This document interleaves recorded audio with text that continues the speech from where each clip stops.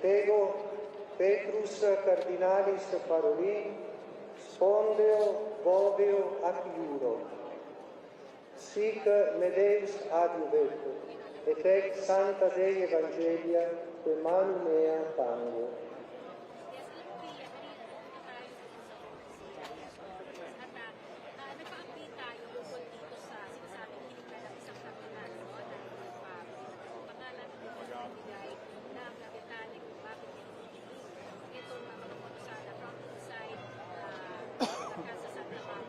Pero nagsabi sa atin, wala silang update na nakuha o informasyon na meron. Etego Ferdinandus Cardinalis Ilon Sondeo Bovio Acudus Sic Medeus Adiuvet, et ec Sancta Dei Evangelia, que manu mea tango.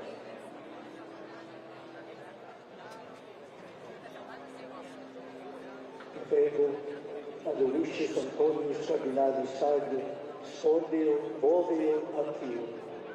Sic medeus adiuvet, et ec Sancta Dei Evangelia, que manu mea tango.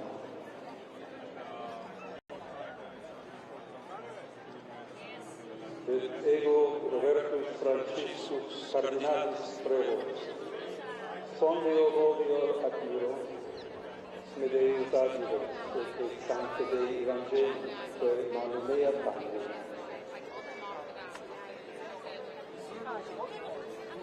Et ego Luis Raphael Cardinalis Sacco, spondeo boveo ac iuro.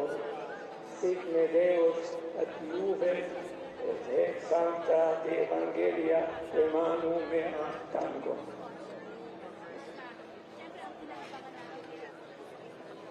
Ego, et ego Vinco Cardinalis Tucci, spondeo boveo ac iuro.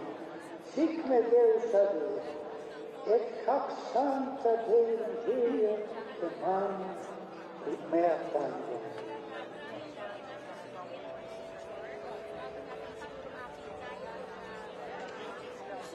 Et ego Petrus Cardinalam Codotatiam, spondeo bovio ac iuro, sic medeus adiuvet, et ec Sancta Dei Evangelia, que manu mea tango.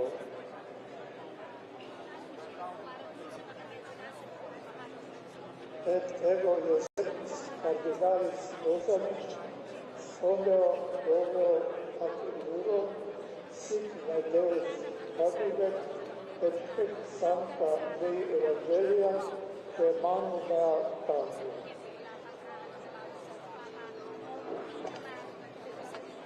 Et ego Philippus Cardinalis Barbara spondeo boveo ac iuro, sic medeus adiuvet, et ec Sancta Dei Evangelia, que manu mea tango. Et ego Petrus Cardinalis Sergius, spondeo boveo ac iuro, sic medeus adiuvet, et ec Sancta Dei Evangelia, que manu mea tango.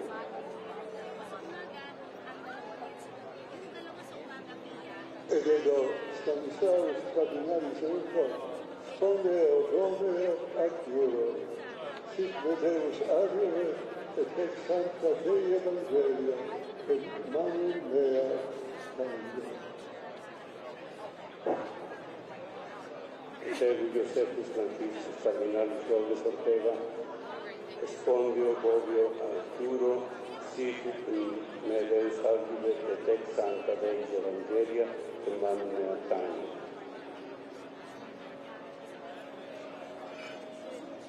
Et ego Daniel Cardinalis Minardo, spondeo boveo ac iuro, sic medeus adiuvet, et ec Sancta Dei Evangelia, que manu mea tango. Et ego Odilius Petrus Cardinalis Sede, spondeo boveo ac iuro, sic medeus adiuvet, et ec Sancta Dei Evangelia, que manu mea tango. Et ego Robert Cardinalis Sara, fondeo, foveo, ad iuro, sic medeus adjuvet, et ad sancta Dei Evangelia, per manum mea tango.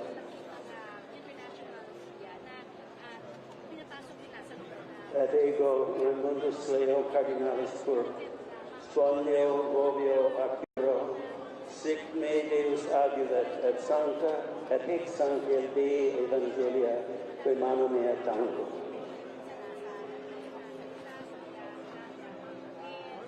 Et ego congratus Cardinalis hoc sondeo vovio acuro, sic me Deus adjuvet, et ex sancta Dei Evangelia, per manum mea tango.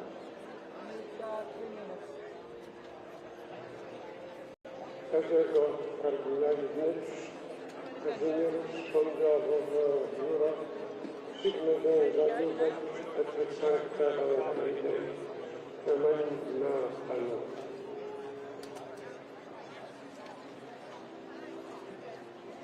Ego Albertus Cardinalis Papagendigedon, fondeo voveo ac iuro, sic me Deus adjuvet et ex sancta Dei Evangelia per manum mea tango. Et ego Reinaldus Cardinalis Marx, fondeo vovio ad iuro, sic me Deus adjuvet, et ex sancta Dei Evangelia, per manum mea tango. Lo metti dentro quel microfono, quando si perde poi la cuffietta, vedi? L'attacco qui, scusa. Et ego Umbras Cardinalis Sì, lo metti lì a cavallo.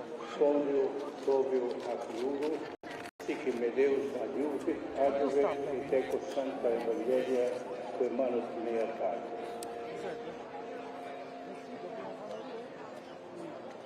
Et ego hoc Cardinalis Colum, fondeo vovio iuro, sic me Deus adjuvet, et ex sancta Dei Evangelia, per manum mea Può essere tango. seduto.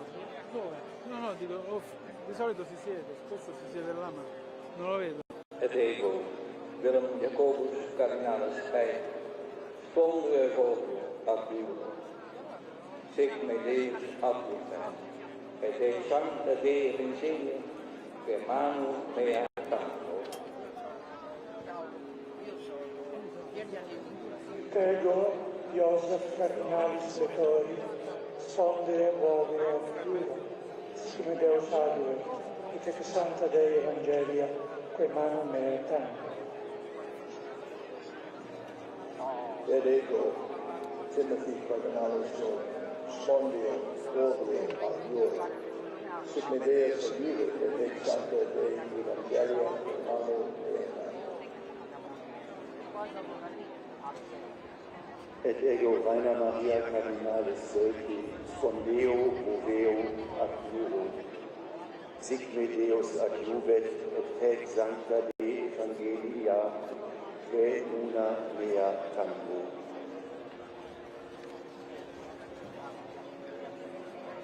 Et ego Jacobus Cardinalis Albus, fondeo voveo ac iuro, sic me Deus adjuvet, et ex sancta Dei Evangelia, per una mea tango.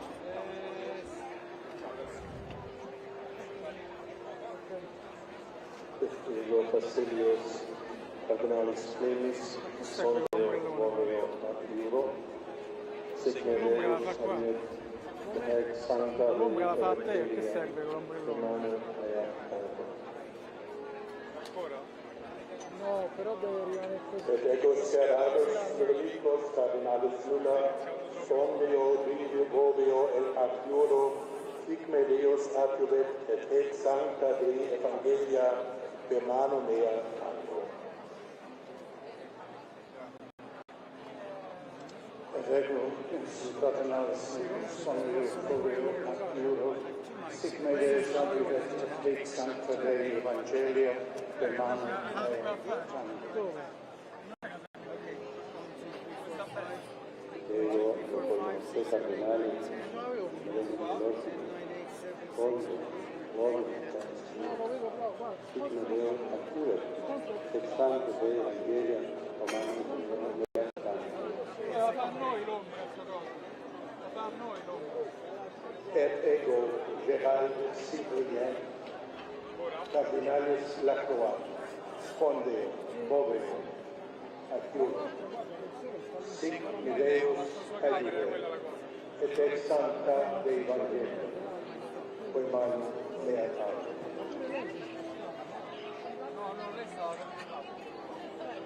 I love you. Call me later. Proud of you.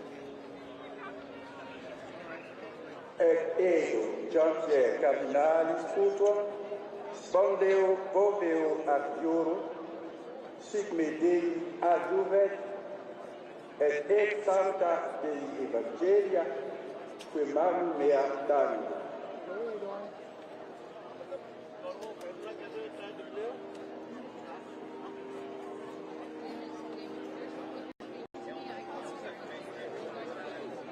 Quella camera.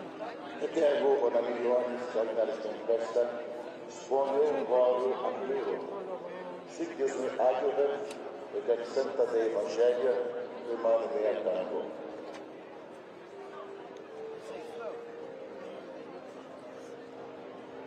Et eo Mario Aurelio Cardinalis Poli, Spondeo, Boveo, Acciur, sic me Deus adjuvet, et ex Sancta Dei Evangelia, quae manu mea tango. Vado per una passeggiata 10 minuti Et ego Philippus Cardinalis Vedrago, Spondeo, et Boveo, Acciur, sic me Deus adjuvet, et ex Sancta Dei Evangelia, quae manu mea tango. Sí, muchas gracias. prego. Et ego Chimney Cardinalis Langlois, Spondeo, Boveo, Acciur, Maybe tomorrow. sic me Deus Maybe the next day. Tomorrow et is ex what? Sancta Dei Why? Evangelia, quae manu I mea keep tango. getting these people in my shop. How wide are you? Et ego Manuel Cardinalis Chimney, Spondeo, Boveo, Acciur, sic me Deus adjuvet, et ex Sancta Dei Evangelii, quae manu mea tango. I like that shot. I can't fucking get it. Et ego Brane Iesus Cardinalis Rafael, Spondeo, Boveo, Acciur, sic me Deus adjuvet, et ex Sancta Dei Evangelia, quae manu mea tango. Si mette qui. Io faccio Ego tomorrow we John can Cardinalis swap. Jew, Not now, tomorrow. Spondeo, Boveo, No, Acciur, there, sic me Deus adjuvet, et ex Sancta Dei Evangelii, quae manu mea tango.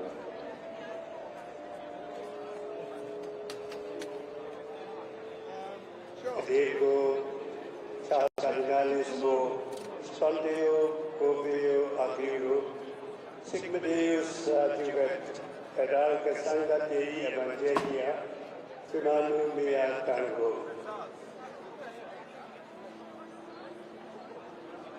Et ego Francisce via Cardinalis, Prince Apostolic Vanis Spondeo, Voleo, Acciur, sic me Deus adjuvat, et Sancta Dei Evangelia, quae manu mea tango. Et ego Franciscus Ferdinandis Montenegro, Spondeo, Boveo, Acciur, sic me Deus adjuvet, et ex Sancta Dei Evangelia, quae manu mea tango.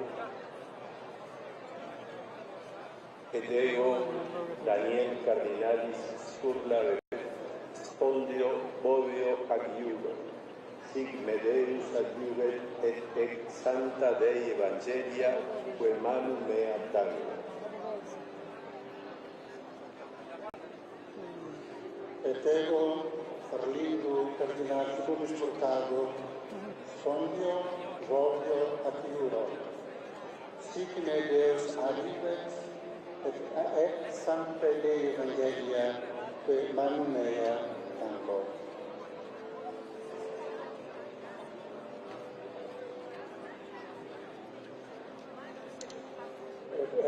suam quantita cardinalis Marti, Ponteo vobio antiuro, signa Deus adiuvet et hac sancta evangelia Romanum mea tanto.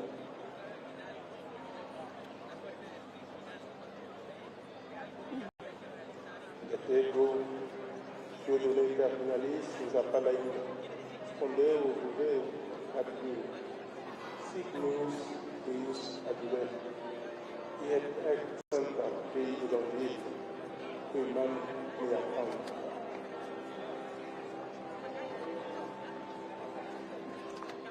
Et ego cardinalis orthodo, respondeo adiuro, sine Deus adiuro, et santa Dei evangelia, que man mea tanto.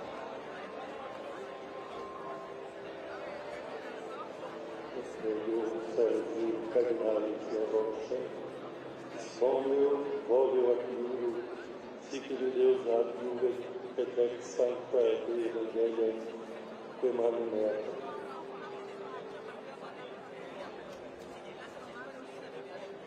Et ego gratius cardinalis sucis, spondeo vobio adiuro, signe Deus adiuvet, et ex sancta Dei evangelia, que man mea tanto.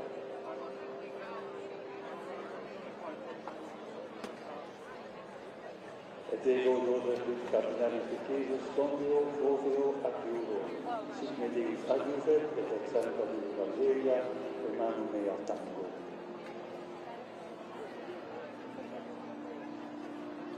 Et ego Carlos cardinalis agia retes, spondeo vobio adiuro, sic me Deus adiuvet, et ex sancta evangelia, que man mea tanto.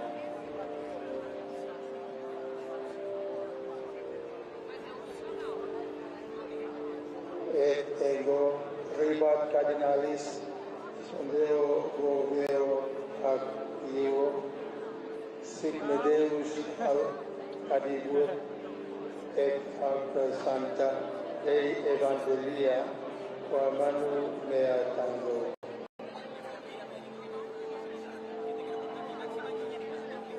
Et ego Iosifus cardinalis Tobi, spondeo vobio adiuro, sic me Deus adiuvet, et ex sancta Dei evangelia, qui manu mea tango. Et ego Joseph, 5 minutes.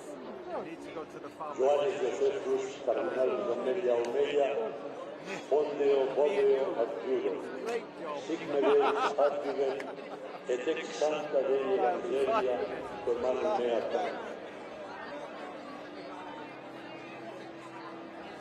Et ego annos cardinalis arboreis, spondeo vobio adiuro, sic me Deus adiuvet, et ex sancta Dei evangelia, que manu mea tango.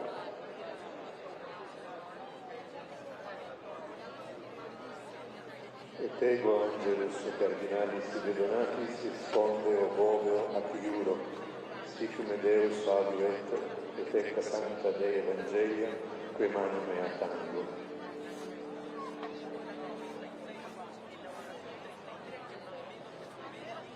Et ego Joseph cardinalis Ux, spondeo vobio adiuro, sic me Deus adiuvet, et ex sancta Dei evangelia, que manu mea tango. Et ego Antonius cardinalis do Santo Marto, spondeo vobio adiuro, sic me Deus adiuvet, et ex sancta Dei evangelia, que manu mea tango.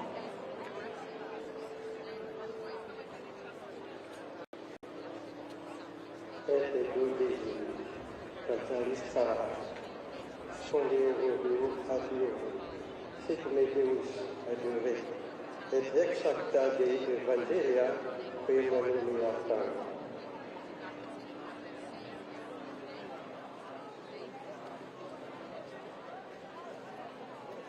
Ego Iosef cardinalis Petrocchi, spondeo, roveo, acciuro, sic me Deus adiuvet, et ex sancta Dei Evangelia, quem manum mea tantum.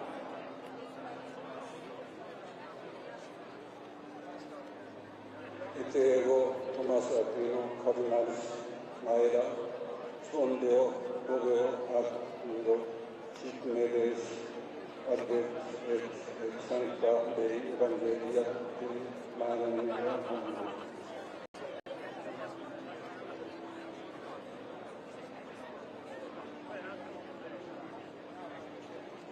Et ego Ignatius Cardinalis Suario, spondeo, roveo, acciuro, sic me Deus adiuvet, et ex sancta Dei Evangelia, quem manum mea tantum.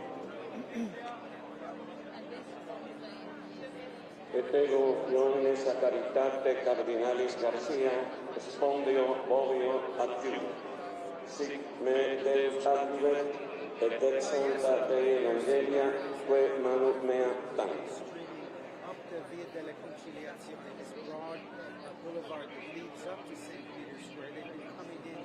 Et ego Fridolini Here's now Cardinalis actually Appo, gathering. Many of them are here. spondeo, roveo, acciuro, Like a chimney that's been installed. sic me Deus adiuvet, et ad sancta Dei Evangelia, quem manum Accidental mea tourists, so to speak, tantum. who are here and scheduled their trip. And it just so happens that they are here for Et ego Ioannes Claudius, Cardinalis Fidelis, to spondeo, roveo, acciuro, sic me Deus adiuvet, et ex sancta Dei Evangelia, quem manum mea.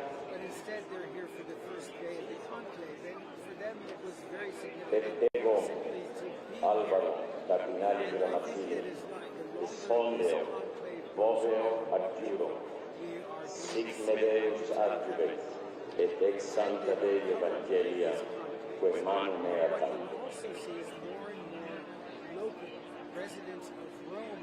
Et ego Matteus Maria Cardinalis Ciuppi, spondeo, roveo, acciuro, sic me Deus adiuvet, et ex sancta Dei Evangelia, quem manum mea tantum. In this part of Rome to be in St. Peter's Et Square. ego Cristobal Cardinalis Lopez Romero, spondeo, roveo, acciuro, The Pope sic me Deus adiuvet, et ex sancta Dei Evangelia, quem manum mea tantum. now about the most populated, the most potable candidates, and Et when they ego announced Antonius Cardinalis Andanda, spondeo, roveo, acciuro, we're talking about all these sic various me Deus adiuvet, et ex sancta Dei Evangelia, quem manum mea tantum. candidate, who knows where he could come from, but certainly, as Chris was talking about and your other guests, Et ego Wilson Daniel Cardinalis Gregory, spondeo, roveo, acciuro, sic me Deus adiuvet, et ex sancta Dei Evangelia, quem manum mea tantum. handful of families that can go to church in Africa or Asia. Et ego Iosefus Puente Cardinalis Apingula, spondeo, roveo, acciuro, sic me Deus adiuvet, et ex sancta Dei Evangelia, quem manum mea tantum. Et ego Paulus Cardinalis Levi, spondeo, roveo, acciuro, sic me Deus adiuvet, et ex sancta Dei Evangelia, quem manum mea tantum. Et ego Ioannes Marcus Cardinalis Sadeli, spondeo, roveo, acciuro, sic me Deus adiuvet, et ex sancta Dei Evangelia, quem manum mea tantum. Et ego Pizza Pere Cardinalis Albanese, spondeo, roveo, acciuro, sic me Deus adiuvet, et ex sancta Dei Evangelia, quem manum mea tantum.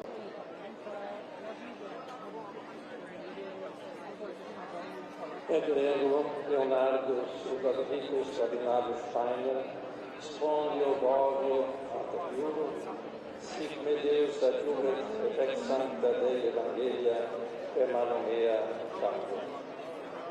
No, più di questo ti guardano così, non ti aspettare. Et ego Philippus Neri, Cardinalis Ferrand, Spondio, Vovio, Afiuro.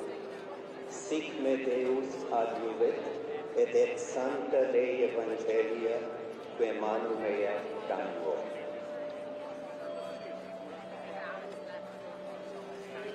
Et ego Robertus Cardinalis Menti, Spondio, Vovio, Afiuro. Sigme Deus adjuvet, et ex sancta Dei Evangelia, que manu mea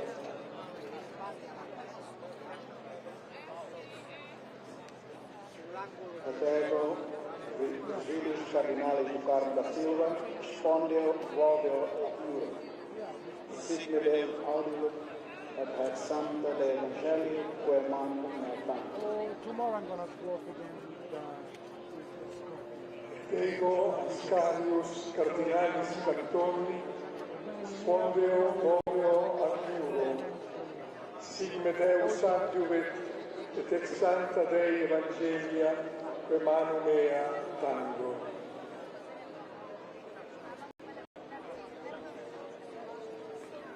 Et ego Ulla Cardinalis Antoni, Spondio, Vovio, Afiuro. Sic me Deus adjuvet, et ad sancta Dei Evangelia, per manu mea tango. Et ego Paulus Caesar, Cardinalis Fossa, Spondio, Vovio, Afiuro, sic me Deus adjuvet, et ex sancta Dei Evangelia, que manu mea tango.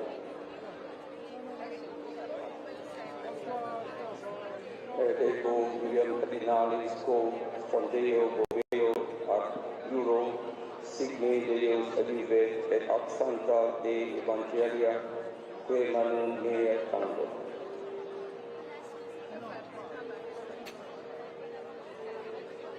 Et ego ad Albertus Cardinalis Flores, Spondio, Vovio, Afiuro. Sigme Deus adjuvet, et sancta Dei Evangelia, que manu mea tango. Et ego Georgis Cardinalis Marengo, Spondio, Vovio, Afiuro. Sic me Deus adjuvet, et ex sancta Dei Evangelia, que manu mea tango. Et ego Petrus Baptista Cardinalis Pizzavalla, Spondio, Vovio, Afiuro. Sic me Deus adjuvet, et ex sancta Dei Evangelia, que manu mea tango.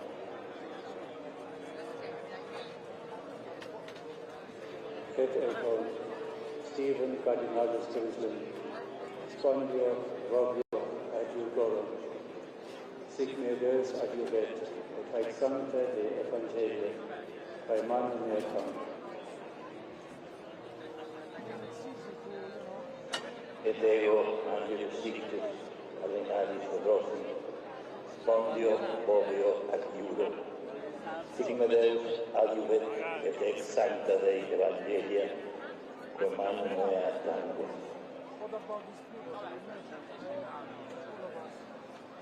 Et ego Aloysius Joseph Cardinalis Rueda Palisi, Spondio, Vovio, Afiuro.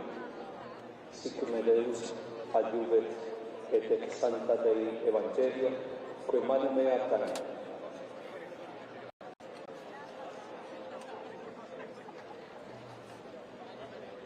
Et ego Gregorius Cardinalis Sush, Spondio, Vovio, Afiuro. Sic me Deus adjuvet, et ex sancta Dei Evangelia, que manu mea tango.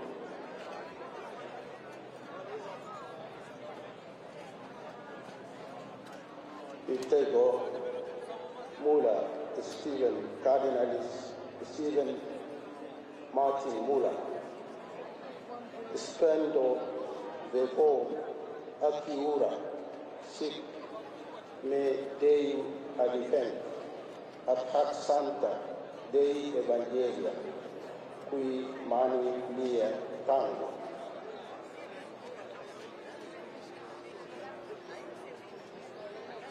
Et ego Joseph Cardinalis Convocano, espondeo boveo adiudo, sic me Deum adiuvet, et Sancta Dei Evangelia, que manu mea tango.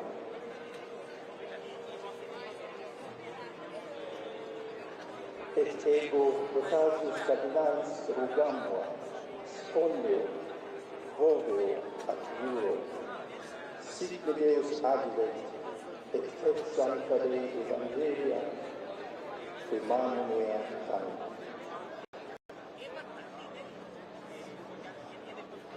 Et ego Sebastian Cardinalis Francis, spondeo moveo ac iro, sic me Deus adiuvet, et hic Sancta Dei Evangelia, que manu mea tango.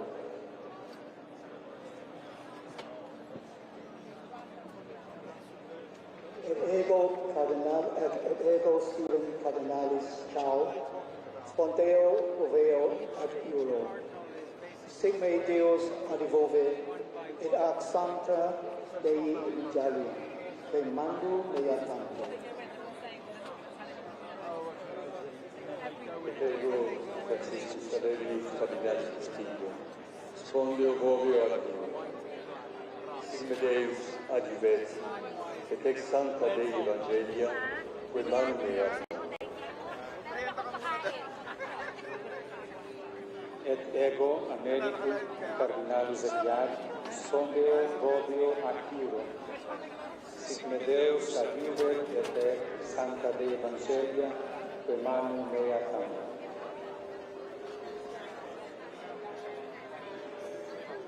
Et ego Carlos Cardinalis Castillo, spondeo moveo ad iro, sic me Deus adiuvet, et ex Sancta Dei Evangelia, que manu mea tango.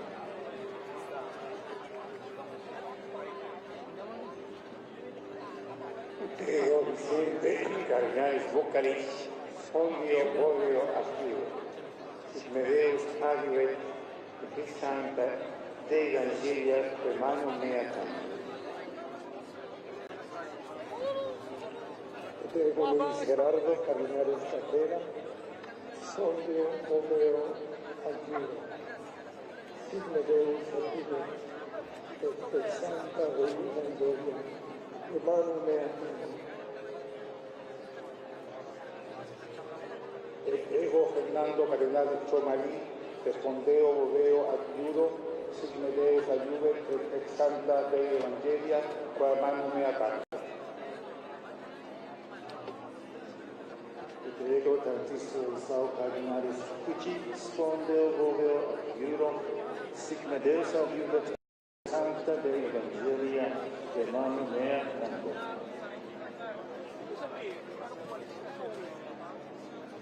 Et ego Paulus Virginius Cardinalis David, spondeo boveo ac iro, sic me Deus adiuvet, et ex Sancta Dei Evangelia, que manu mea tango.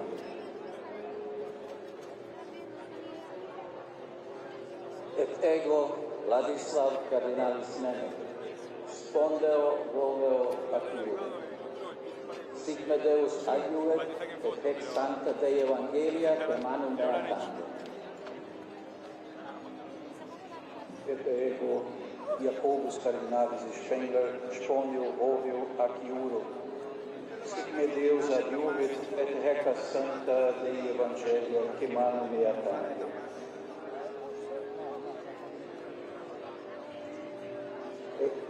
Et ego Ignatius Cardinalis Desidego, spondeo boveo ac iuro, sic me Deus adiuvet, et ex Sancta Dei Evangelia, que manu mea tango.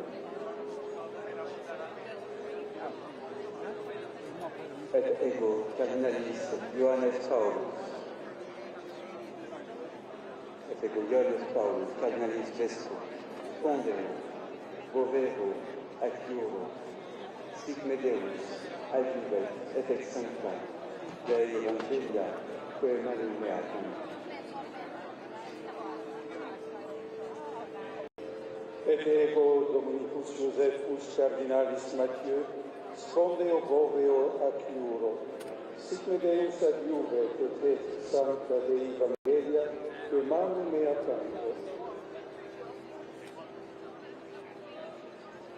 Et ego Robertus Cardinalis Recole, Spondeo Boveo Actiuro, sic me Deus adjuvet, et ex sancta Dei Evangelia, quae manu mea tam.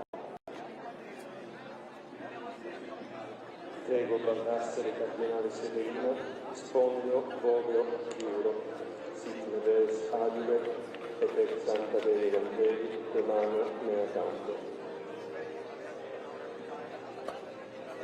Et ego Franciscus Cardinalis Leo, Spondeo Boveo Actiuro, sic me Deus adjuvet, et ex sancta Dei Evangelia, quae manu mea tam. Et ego Nicola Cardinalis Bishop, Spondeo Boveo Actiuro, sic me Deus adjuvet, et ex sancta Dei Evangelia, quae manu mea tango.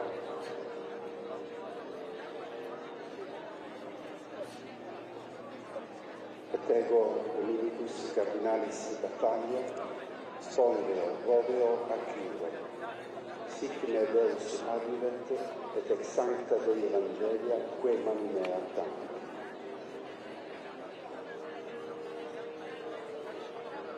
Et ego Dominicus Cardinalis Lamberti, Spondeo Boveo Actiuro, sic me Deus adjuvet, et ex sancta Evangelia, Dei Evangelia, quae manu mea tango.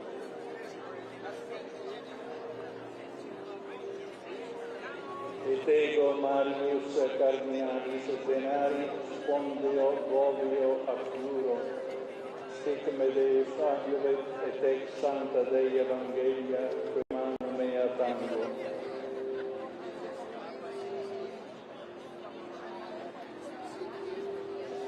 Et ego Kevin Cardinalis Farrell, Spondeo Boveo et Actiuro, sic me Deus adjuvet, et ex sancta Dei Evangelia, qua manu mea tango.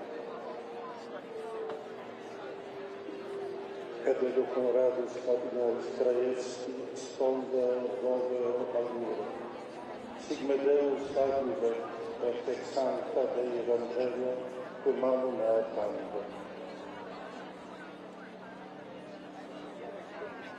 Et ego Josephus Tolentinos Cardinalis de Mendonça, Spondeo Boveo Actiuro, sic me Deus adjuvet, et ex sancta Dei Evangelia, quae manu mea tango. Et ego Michael Felix Cardinalis Geni, Spondeo Boveo Actiuro, sic me Deus adjuvet, et ex sancta Dei Evangelii, quae manu mea tango.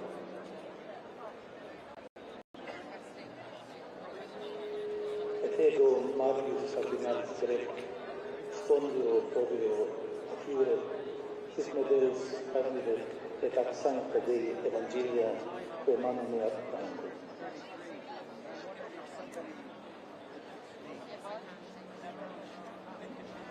Ego Marcellus Cardinalis Seminarum, Spondeo Boveo Actiuro, sic me Deus adjuvet, et ex sancta Dei Evangelia, quae manu mea tango.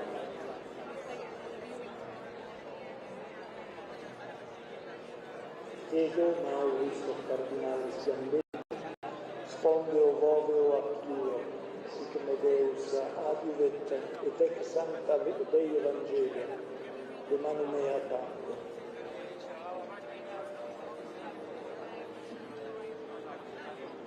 Et ego Arturus Cardinalis Roche, Spondeo Boveo Actiuro, sic Deus adjuvet, et ex sancta Dei Evangelia, quem anum mea tantum.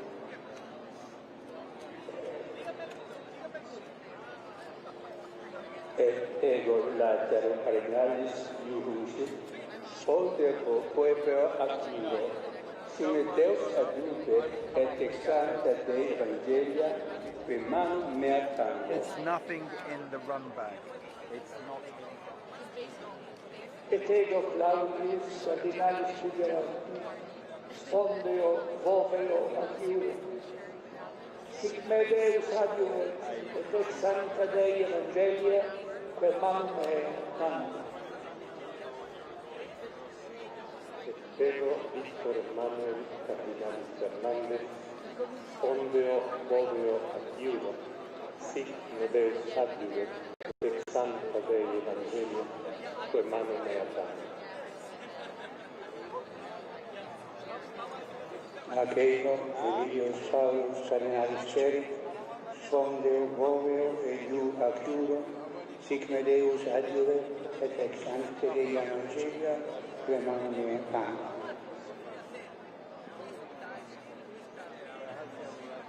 Et ego Christophorus Cardinalis, Just in case. Pierre spondeo voveo adiuro, sic me Deus adjuvet, et ex sancta Dei Evangelia, quem anum mea tantum.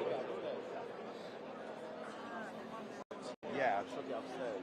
Because you know, Ego someone just. Angelus Cardinalis Fernandez spondeo moveo acciuro, sic me Deus adjuvet, et ex sancta Dei Evangelia, quem anum mea tantum.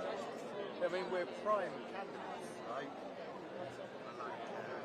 Et ego Rolandus Cardinalis Magistris, spondeo voveo adjulo, sic me Deus adjuvet, et ex sancta Dei Evangelia, quem anum mea tantum. Et ego Timotheus Cardinalis Lector, spondeo voveo adjulo, sic me Deus adjuvet, et ex sancta Dei Evangelii, quem anum mea tantum. Et ego Fabius Cardinalis Maggio, spondeo voveo acciuro, sic me Deus adjuvet, et sancta Dei Evangelia, quem anum mea. It was hidden behind that.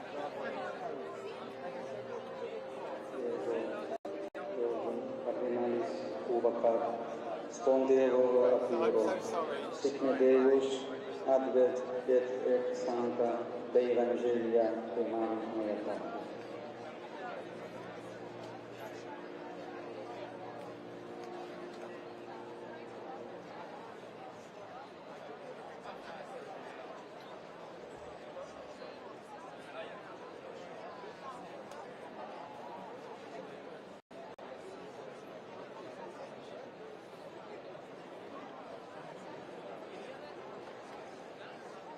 Extra omnes.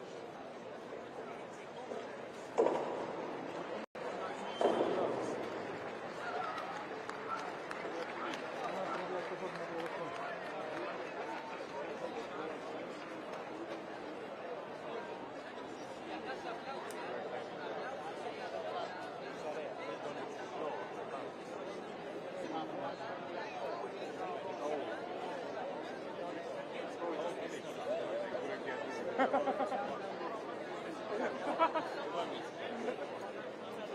not more good.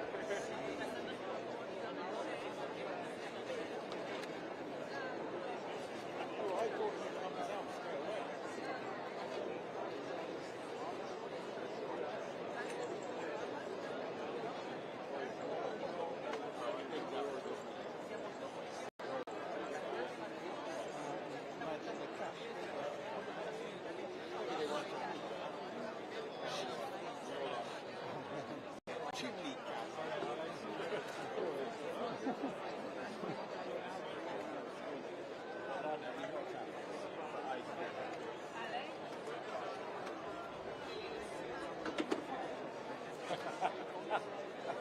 Should we go out?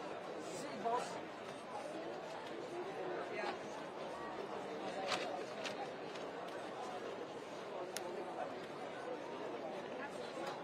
Basically, if it does change, we stay here on Chimney Camp until Antonio bends, and then when they call us, then I'll swap vendors. I'm going to sign up to the Starlink, and then basically just move a little bit forward and just get the crowd. People go, yay, that's it. Okay? So if you could stay with me if that does suddenly happen, you will hold the live view. We work as a team. We've got a top gig, but it's good. Thank you.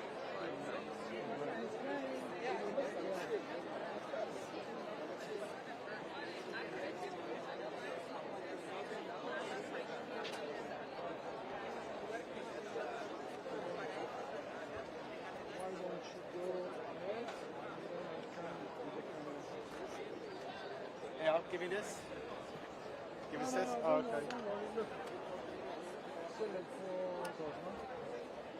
Keep an eye on my video. See. And everything else. You are See. security. Garbanara. That's what they call me. Huh? Garbanara.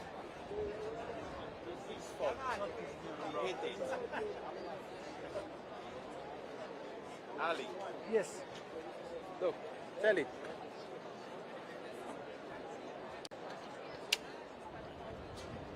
They already told me.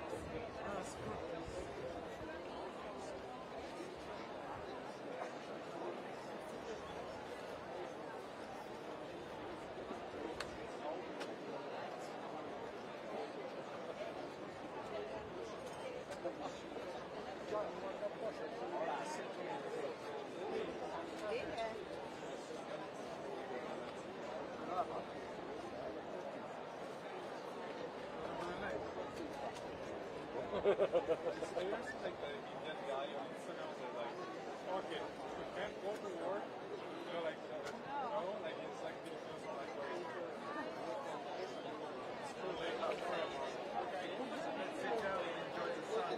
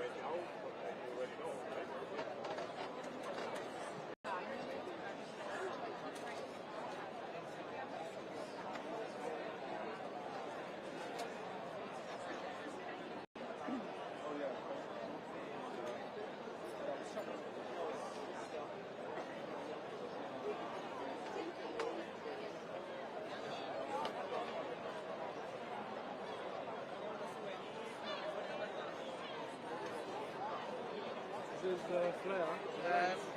No. No.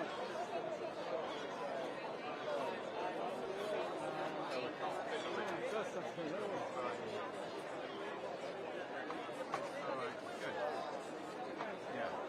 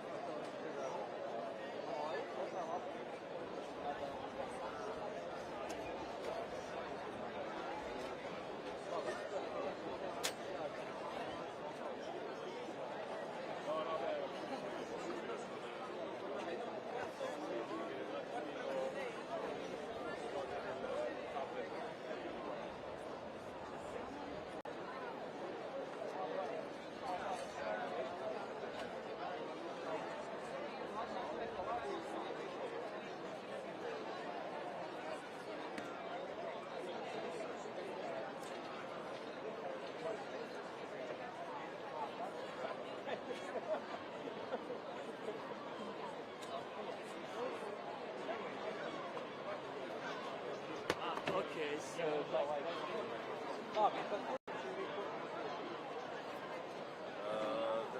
Looks like Questo sta fare livello?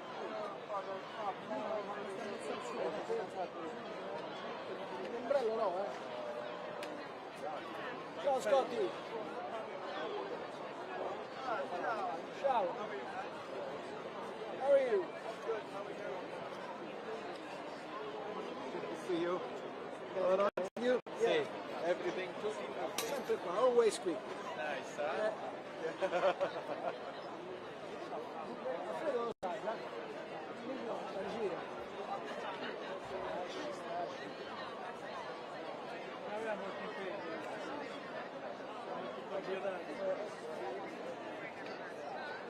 Che spettacolo era. Allora, andiamo in giro.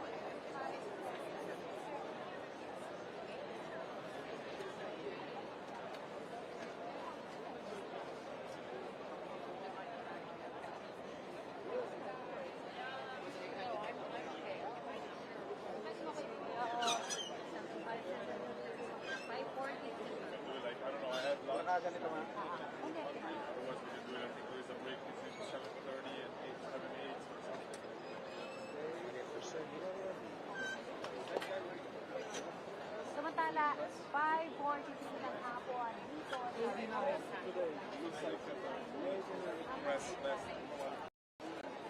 Yeah. But it changed during the day.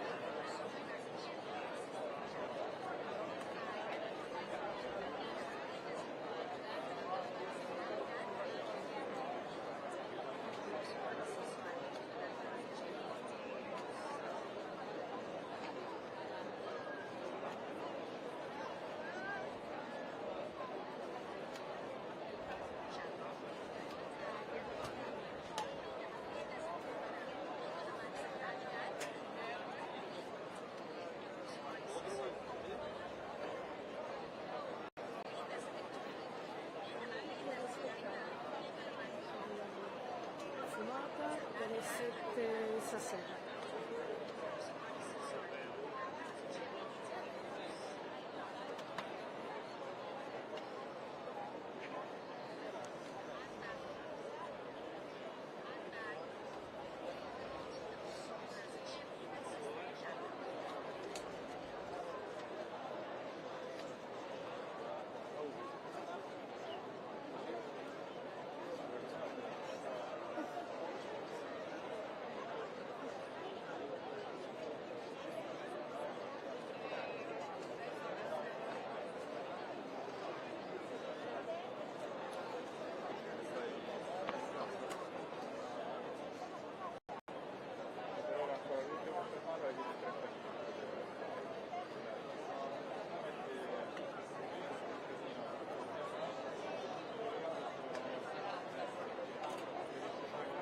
Going.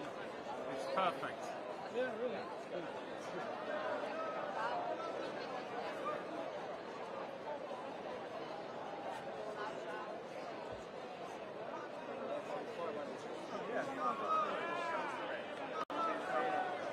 Yeah.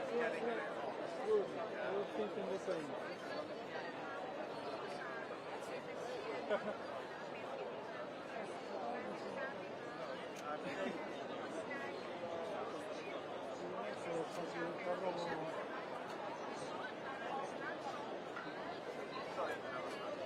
Io volevo andare in ufficio a modificare uno Well, shot. we are here.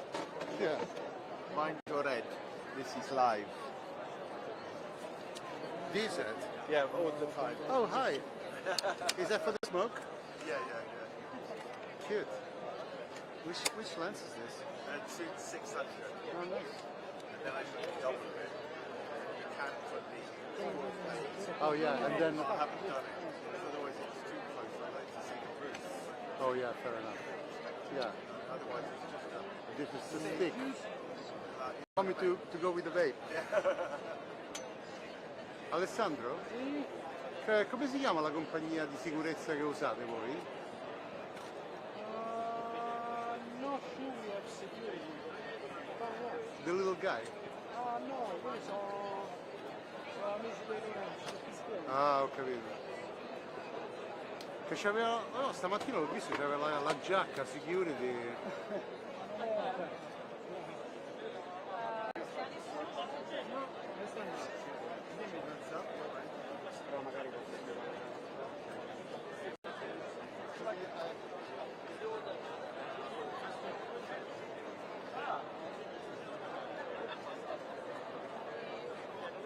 Since they're going to be on the phone, you can stay there and try to go.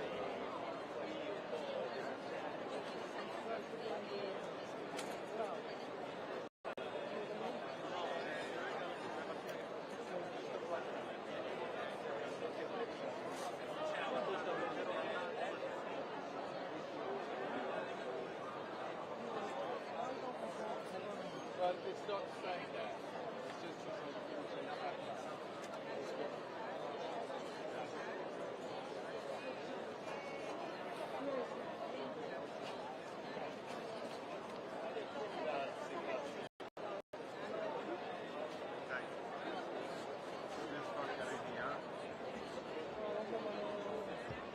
Right, 1 second now.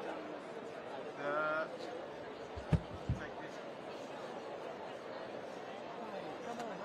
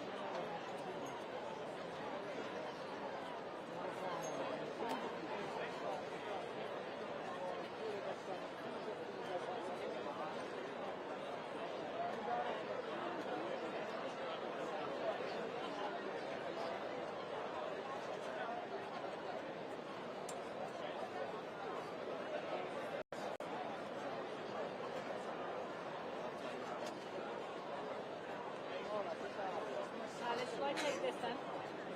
Like that.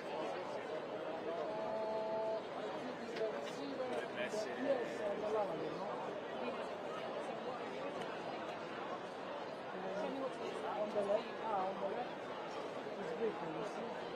On the line.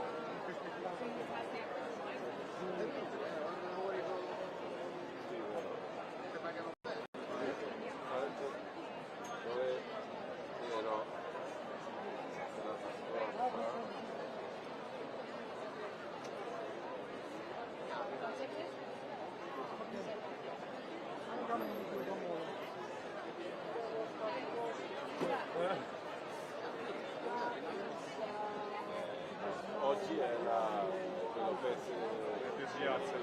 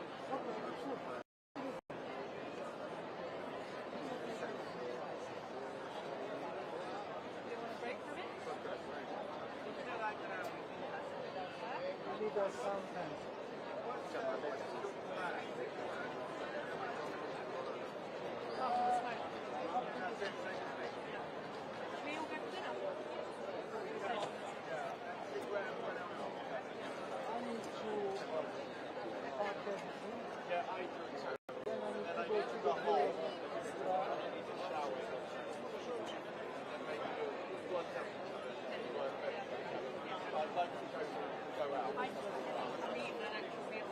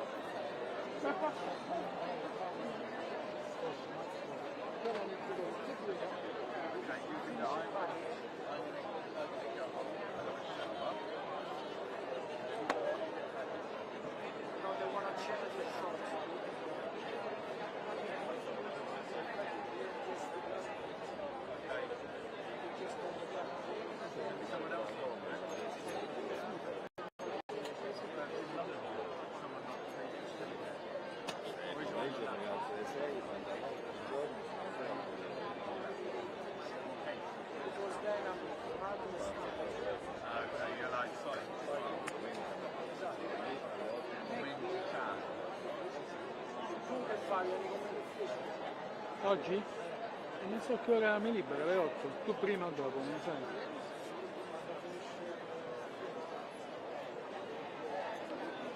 Sì, io comunque in ufficio ce devo venire.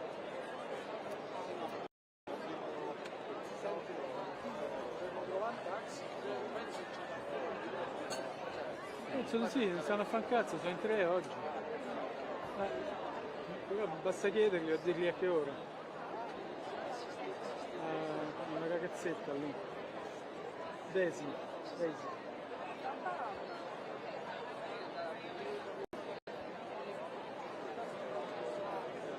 La birretta qui.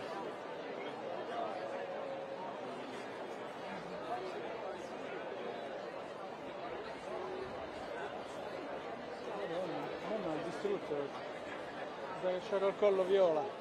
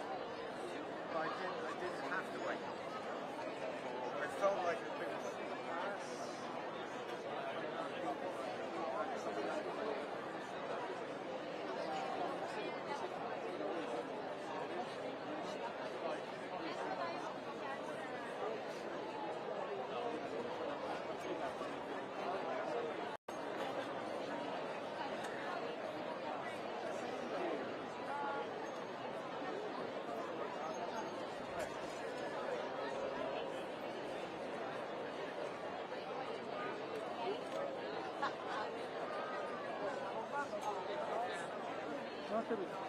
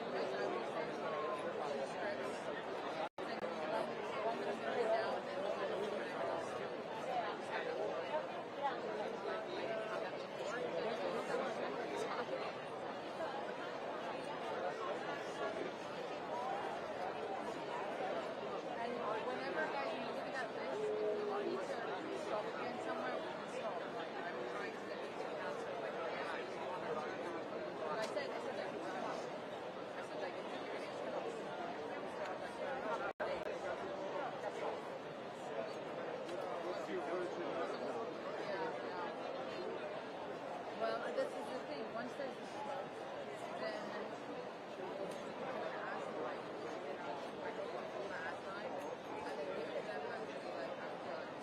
And then, yeah. Okay.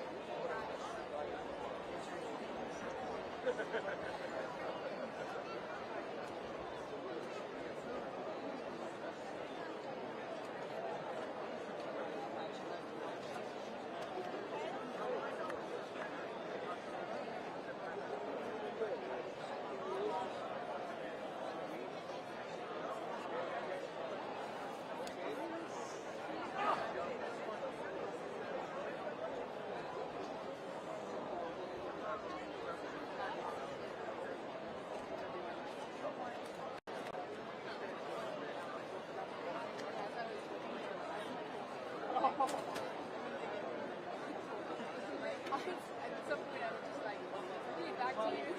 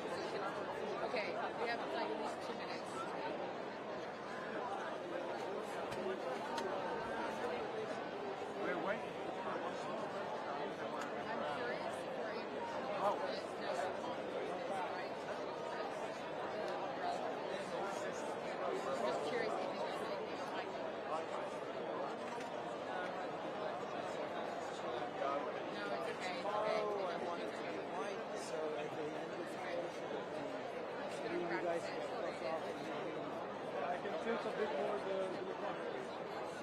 Huh? That's great. If I can have that, it'd be great. Thank you so much. Sorry, I know this is the worst hour. It's always like this.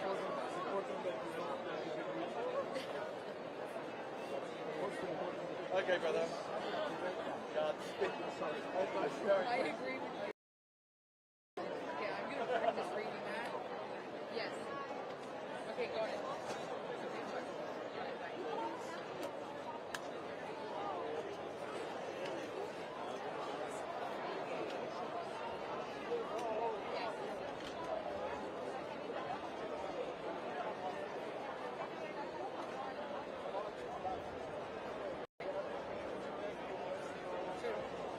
Robin, right? Okay. And they're coming to me next, right?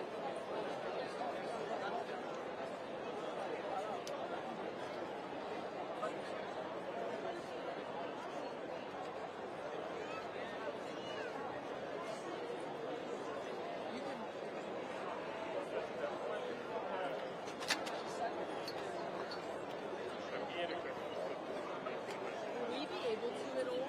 Like, if I move, will we be able what?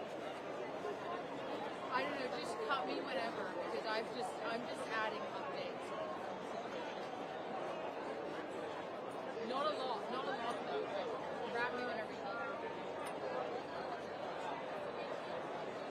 Are you able to see, Marco, any of the crowd? Like, Yeah. You do? Yeah. And they're behind me all the time? Okay.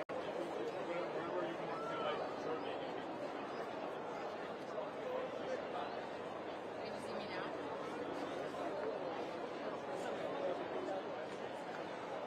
I think we're gonna, after this, we might have to hardwire the live view is starting to lag. No, we have to do it. I might have to ask Alex. We have to do it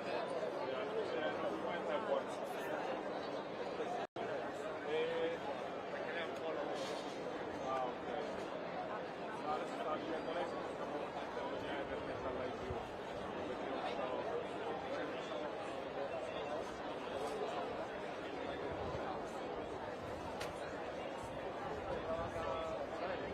Adesso stiamo mettendo in live, abbiamo fatto lungo, questo lo so a tre, no, ma da questa live direttamente.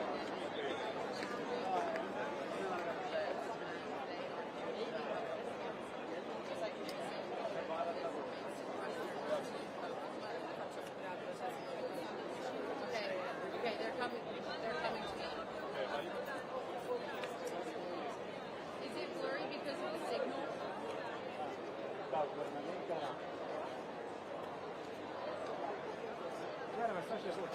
Hi, thank you, Rick and Rob, great to be with you. Well, so many people are pouring into St. Peter's Square. We are Forse che hanno chance. Hanno sia chance.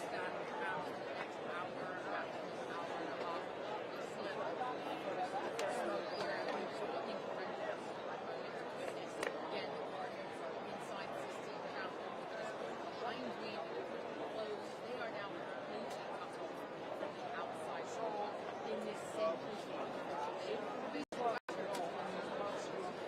And the deliberations obviously have begun. Again, waiting for the can't stop.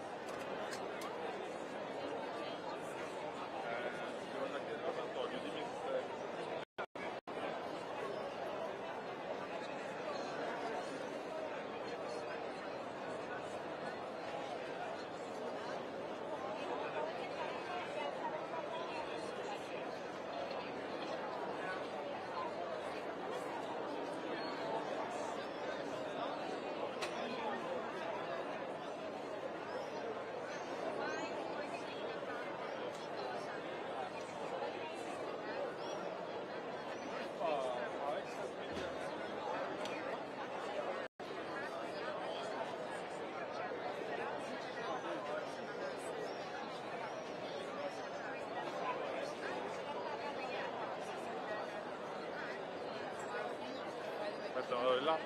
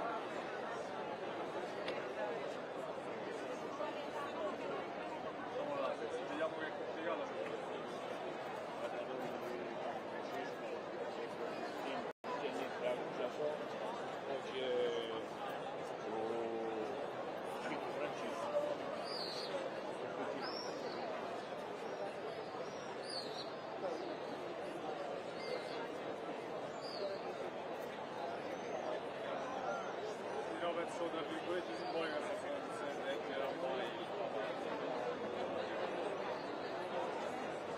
nel senso simbolico nel senso che il sito è un po' di quelli che lo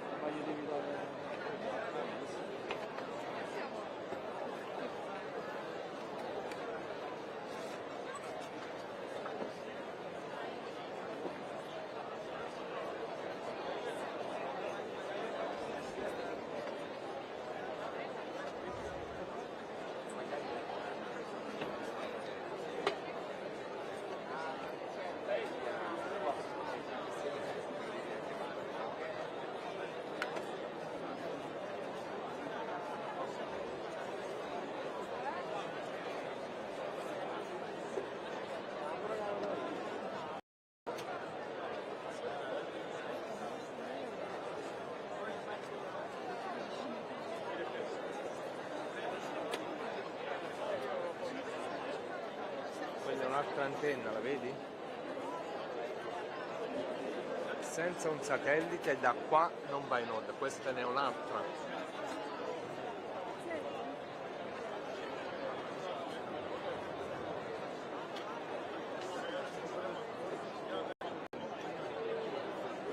Oh, mi senti? C'è un casino alla donna.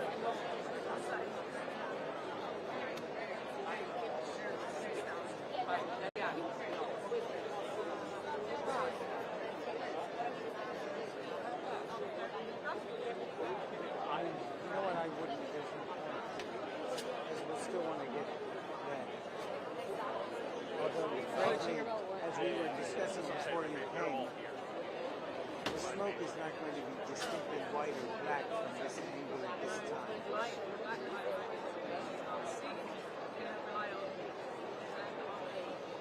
Or phones.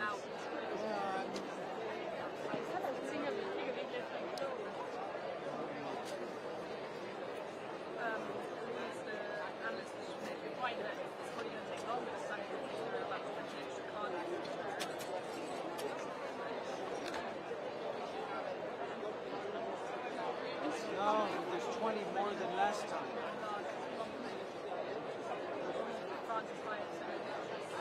So many extras, yeah. And then we all saw, did you see Conclave?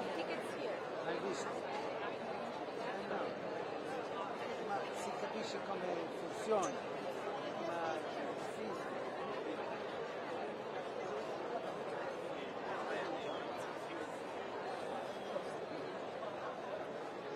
What you seen there, Scotty?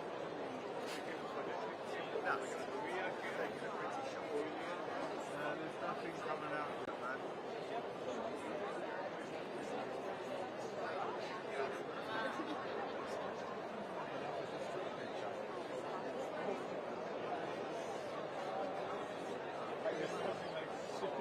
So not the big one.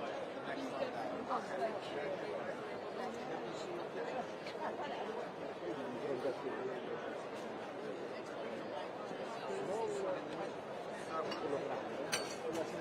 You sure? Maybe it's not. Yeah. And if you could just do a little Photoshop and put some white smoke.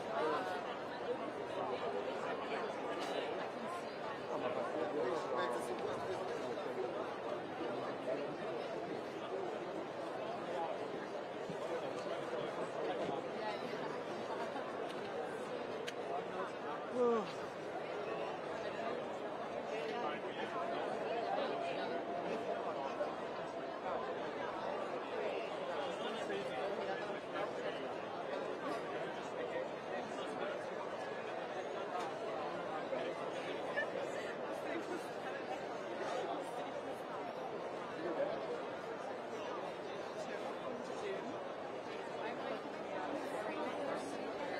Will we stay here?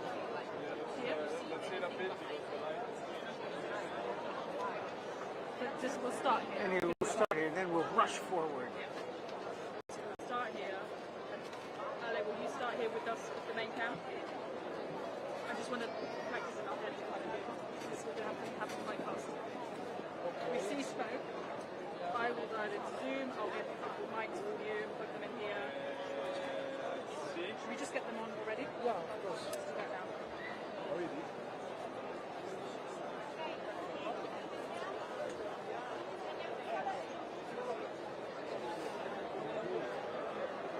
In case it's not working,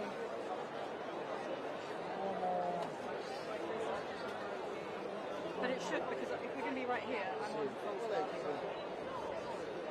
So if this is what you have to do, because the live view is stronger.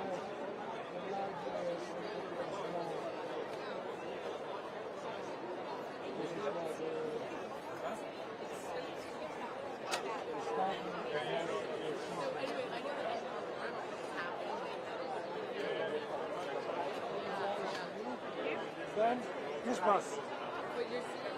Raise the microphone. Scotty, check your phone.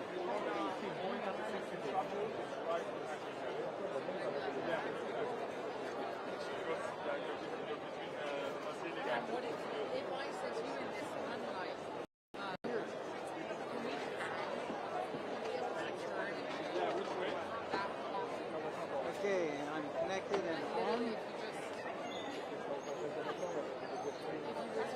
My eyes can't. I think I'm in shadow.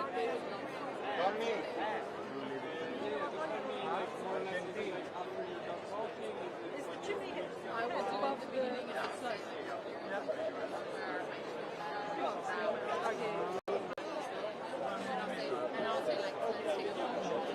Here, look, white smoke. Oh, it's all over.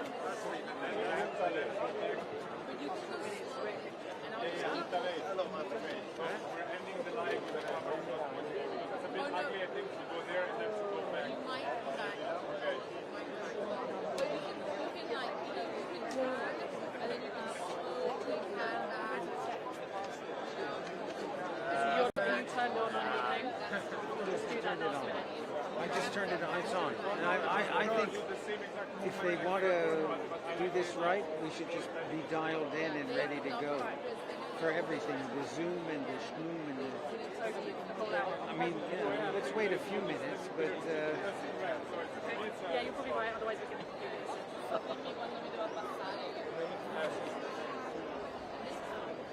So maybe just warn them beforehand.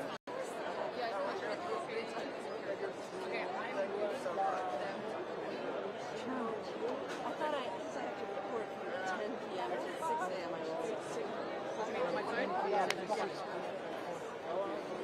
over 90. Yeah, but I thought I should have like. It's not working, we're gonna go in here with them. But it's right there. And I'm on Friday. You need to see it to talk I about do. it. Yeah, I can't just be like. Well, 3 years ago, I remember when the smoke there like that. Dopo noi smontiamo, mentre smontiamo bisogna fare Here, look, Scotty took a picture, and I photoshopped it. vanno in carica, Yeah, but you know, bisogno del tramite ragazzi, fa tutto, se poi devi fare I will say, the picture without the smoke.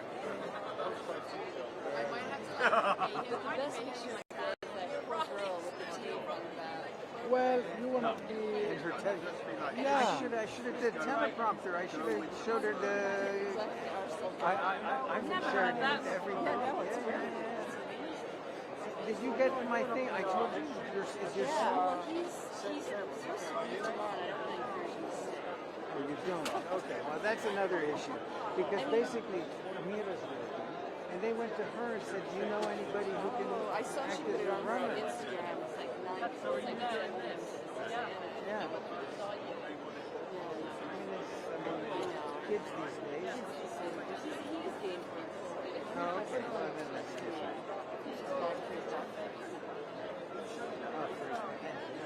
For his nuns, just in the country, and he's actually going to London. He can't travel on his Canadian passport, which is getting his citizenship. He doesn't have to stay. Yeah.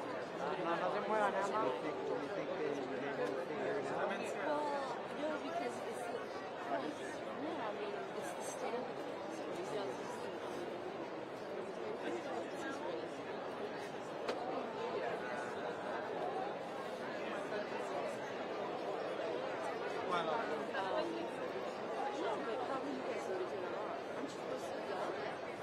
Yes, but you know they wanted a digital thing, and then they said, "Well, can we do it when the smoke comes out?" Yeah, it's anyway. Yeah, I mean, I wouldn't. If it were just anything else, I'd say no, but it's okay. I mean, that is the story. So what time do you know? Our understanding is sometime between 7 and 8, but that's based upon nothing. Our sources. I have a source inside the Conclave. Cardinals who's sending me messages. On what? The smoke signal.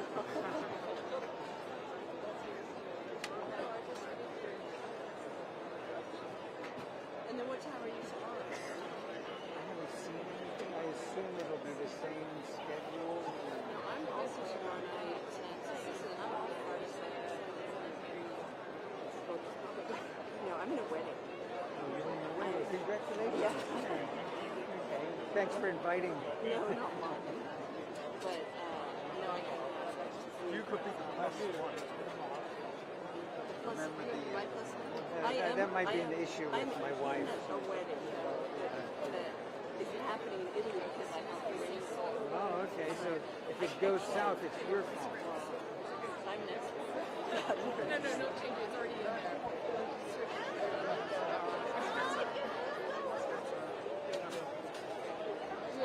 Non si fa così,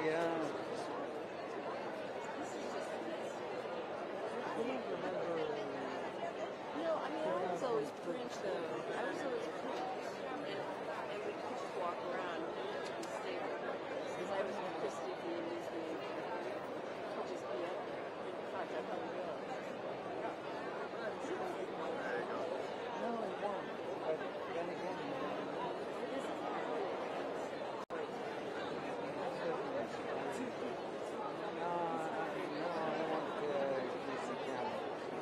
pizza balla. You need somebody who knows the truth and points in. Knows the truth, what it's really like. No, we don't want that. I don't want to be back there in 33 days.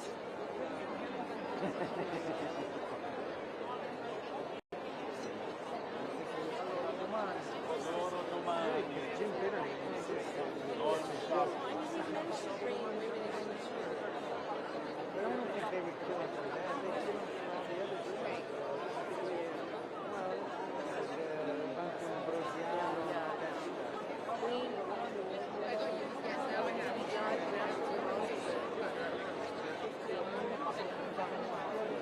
Can you turn your...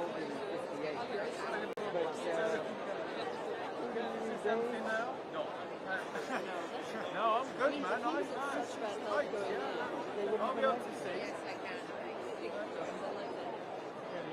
Sorry? All right. Right. Okay, we need to get ready.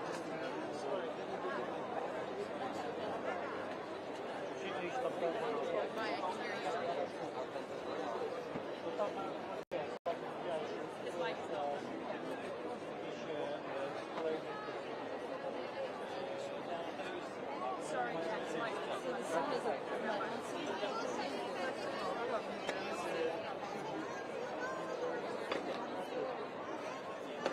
I was just told I'm just going to show you the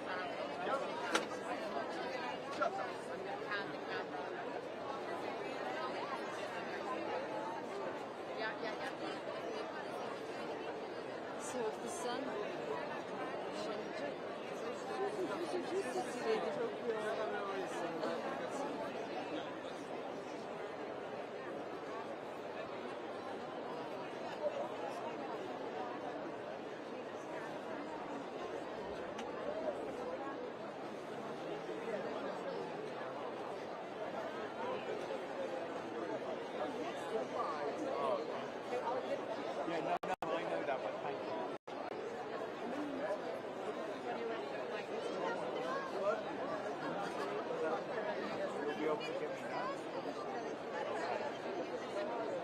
I was just, I didn't even know that. I think it's on. And then I didn't think about it. And then it was like laughing. You know what? Like 3 weeks ago.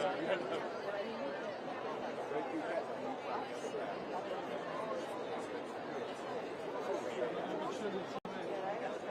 exactly, Bianca. Well, I'm standing here in St. Peter's Square at behind Sistine Chapel. Right line of the sun. I just want to pan the camera and show you the amount of people that So we have to go on the side, will you? So is that up to the now? You know, because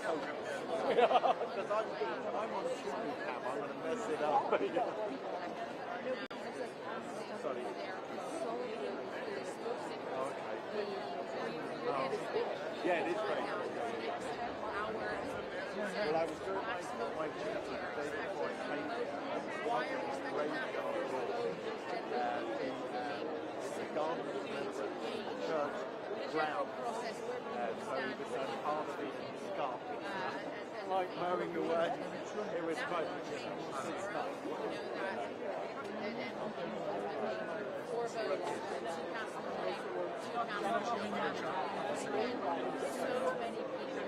Yeah. I like it. It's nice.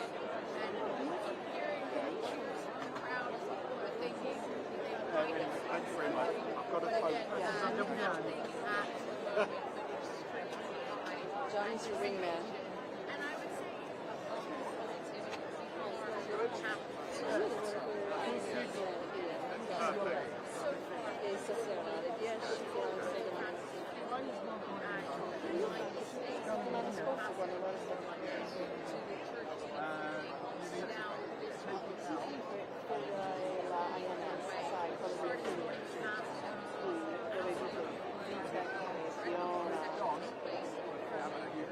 Vita. E poi c'è da mi piace le serie non è sì però dormo 4-5 ore vado in palestra io devo andare in piano non posso sabato e domenica perché sono io non mangio niente e sono stato vicino a paese che allora io mi hanno dato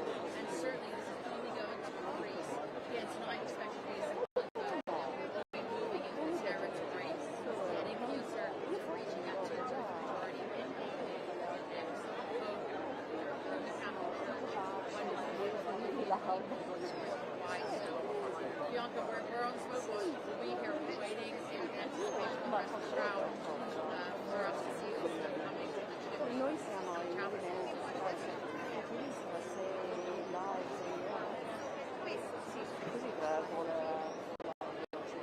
e poi vieni a sì, e qui lei fa questo per me, io non posso fare quando mi vado perché sono per il sabato e domenica sì.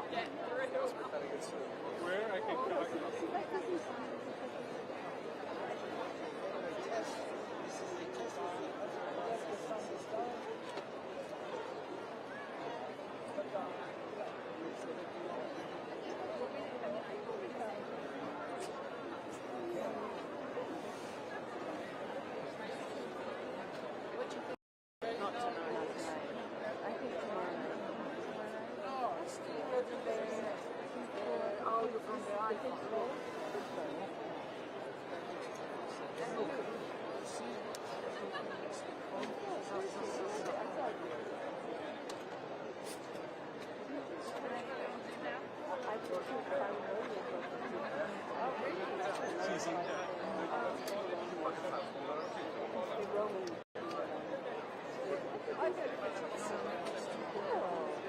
just saw it for the first time 2 days ago. I was like, it makes sense. He's very aggressive.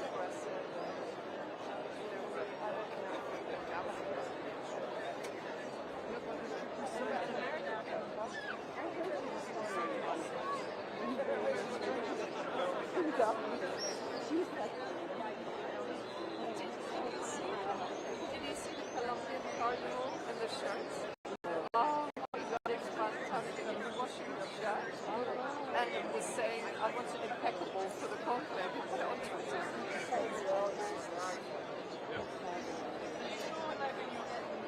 From his mind, not from the iPhone.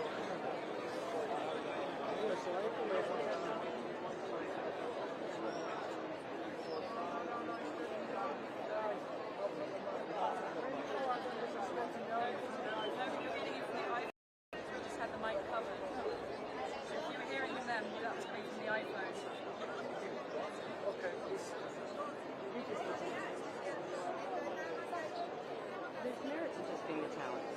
There's merit to just being Italian.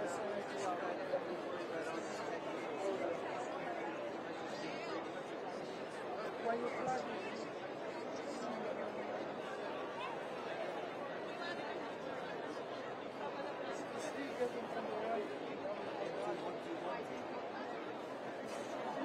Like singing They've worked before, didn't they? Yeah.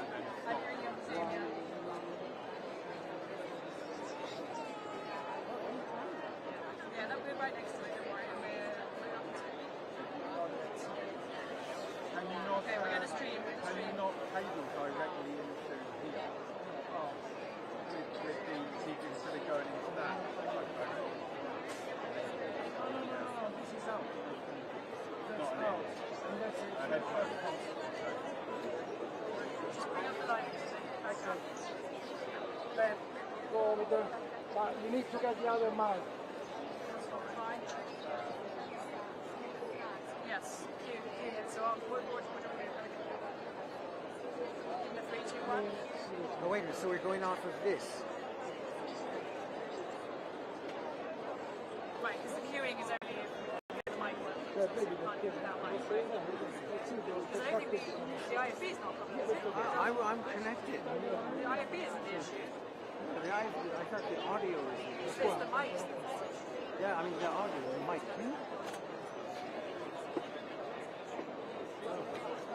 Yes, I can hear you. I can hear you. Okay, stand by, but we don't have. We're just testing, right? Okay. Now, the audio you're getting is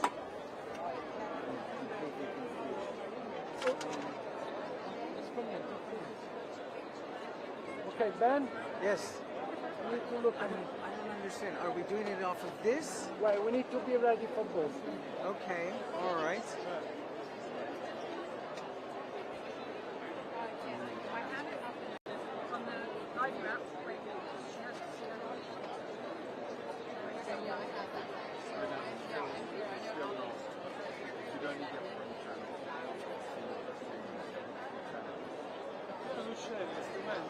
Come? On the real camera mic test. Real camera. Main camera mic test. 1, 2, 3, 4, 5, 6, 7, 8, 9, 10. 1, 2, 1, 2, 1, 2. Raise it up.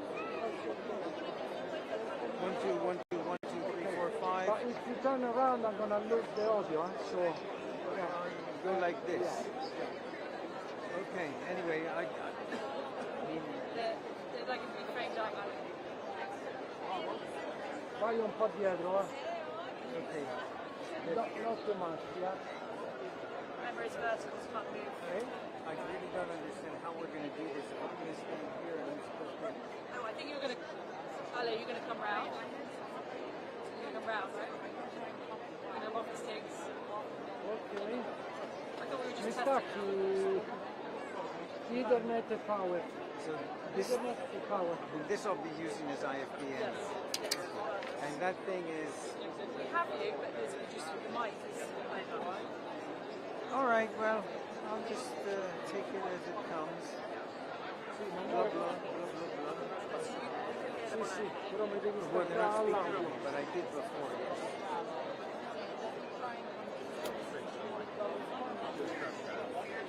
Oh, I hear you very well. I can mute this Zoom phone. Okay, I did. Oh. Okay. No. Okay, the Zoom phone is muted. Now, okay. Now it's muted.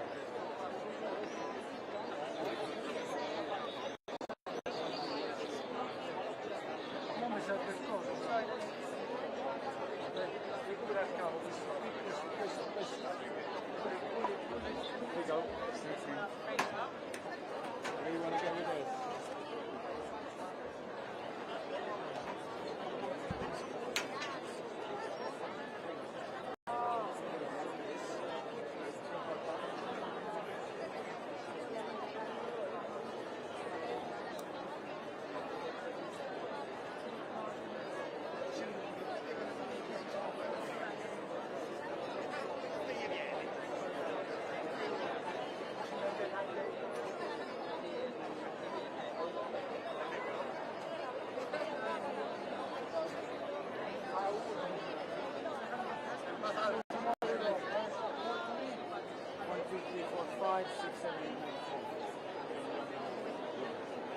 Maybe I'll go like this.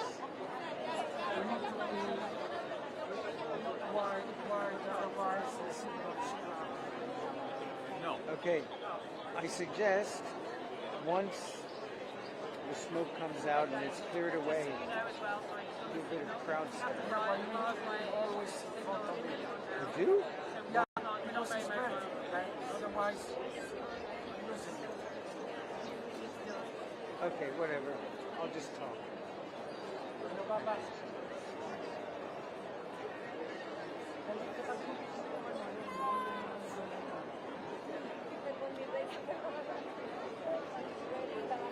Okay, but I need to get in a position where I can see what's going on.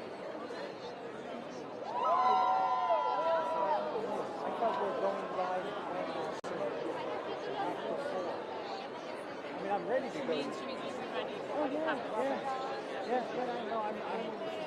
Listen, as soon as I see smoke, I'm going to start talking and you guys can catch up with me.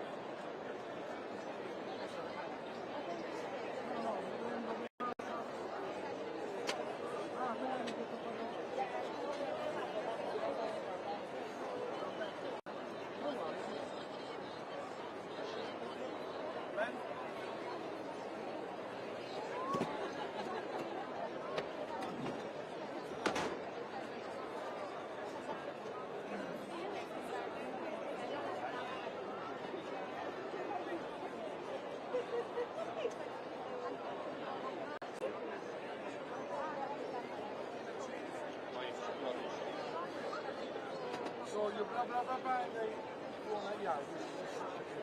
Prima hai detto siamo verticali. Sì, siamo verticali, però se vuoi vedere la versione... Sì, tanto no, c'è un sacco di gente. Il segnale ci pagate dopo, però che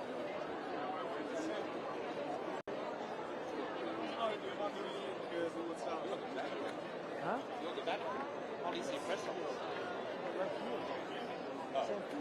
Check They give these out. No, I'm not. I didn't get one of those. Well, we're old timers. Is that an American accident? And this is American? This is CNN. Oh, wow. I didn't know. We're everywhere. That's the studio. This is the field. I think just the lands up there. That's right. Lì qua.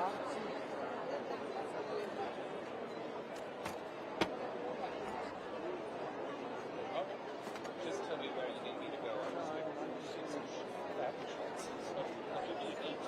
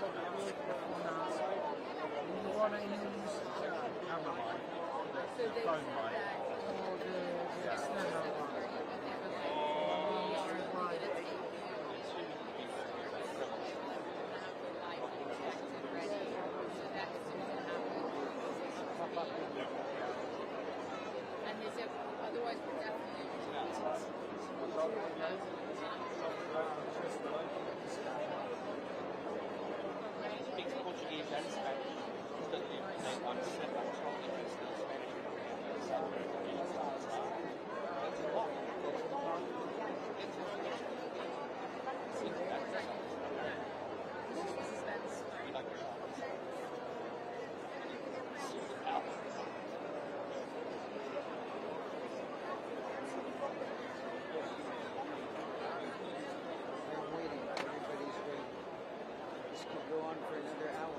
lot.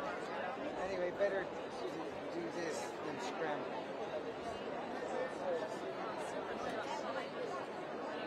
Yeah. Huh?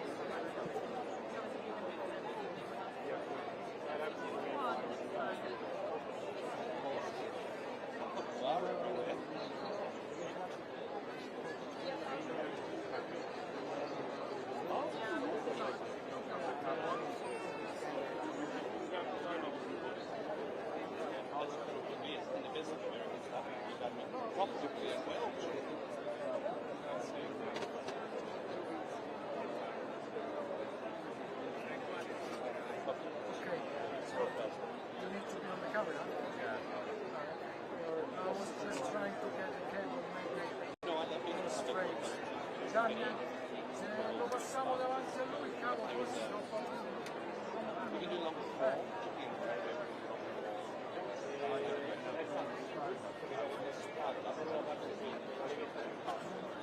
No, solo il cavo grigio.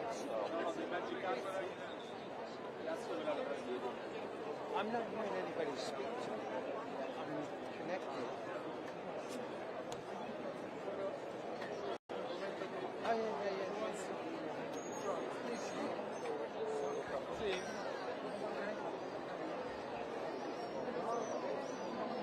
Ma mi sa perché mo stiamo al casino, sale e scende.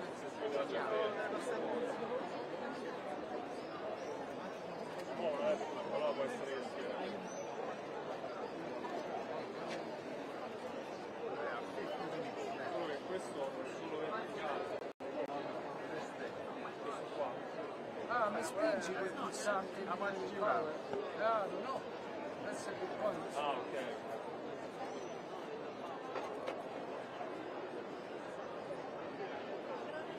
Quello grande, no? Quello grande, sì. 6-4.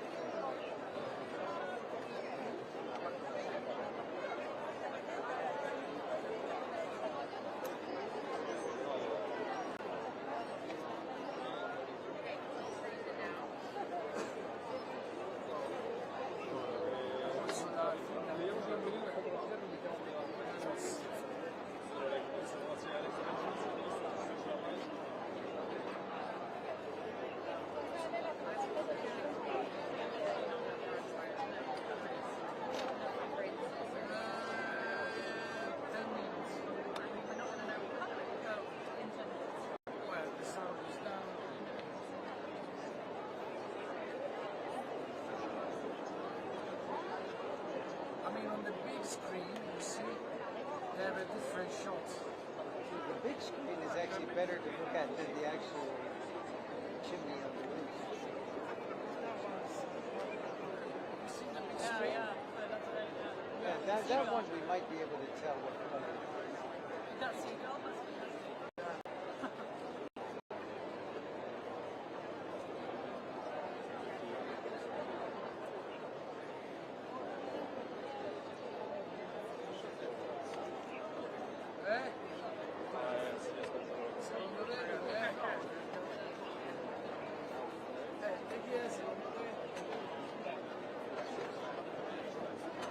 Dall'altra parte, no? Cioè sta su o dietro la cosa o dietro all'orologio.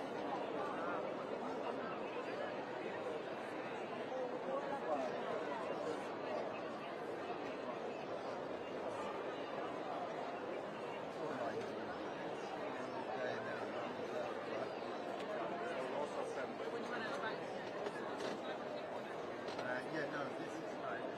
Just jump the start.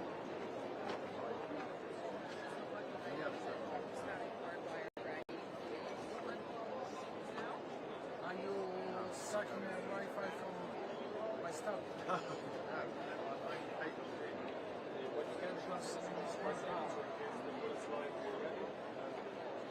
Same 4,000 I am, because I take them. It's always been that, never goes up and down. Yeah, I'm covering two.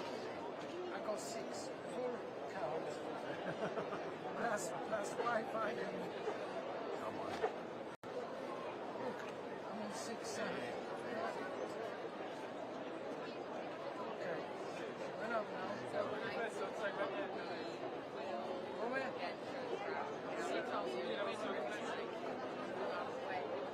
Sì, ma adesso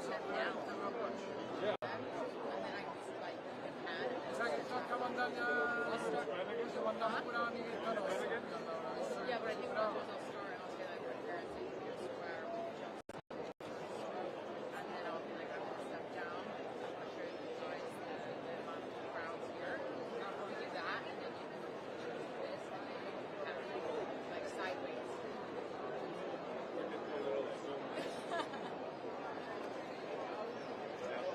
And then you can turn sideways, and as you turn sideways, I'll like step back up, and I'll just keep talking as you show.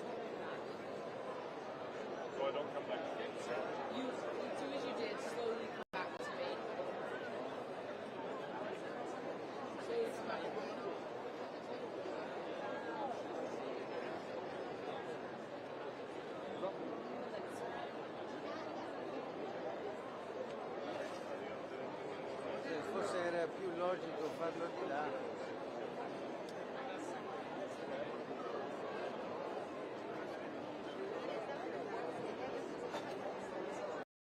Sono un po' più vicino a...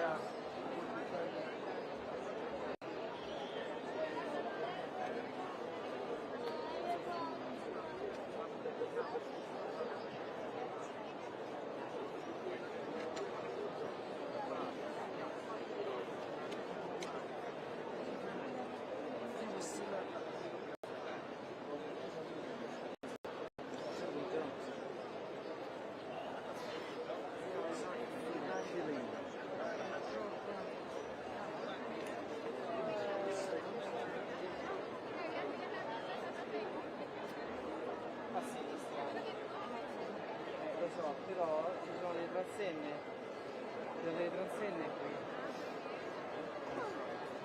Io non sto lontano in realtà di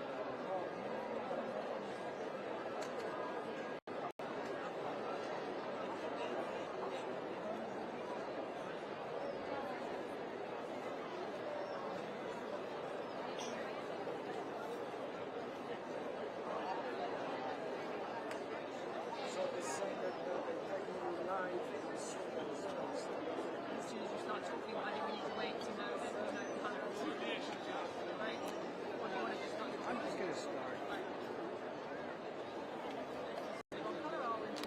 Yeah, no, exactly.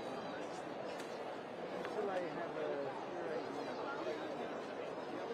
Va bene, appena che c'è fumo, ok?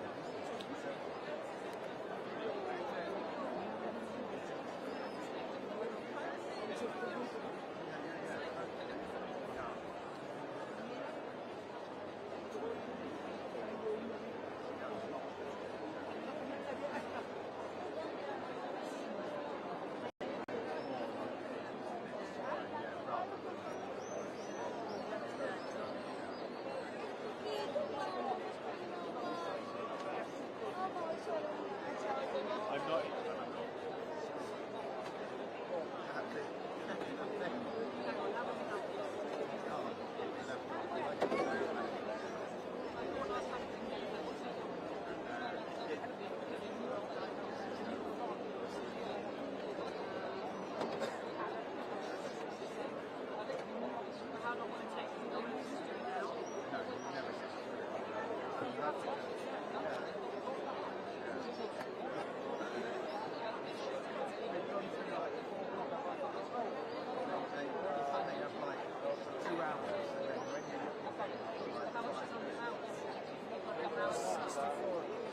Gianni, guardi quanto sono quanti cammini.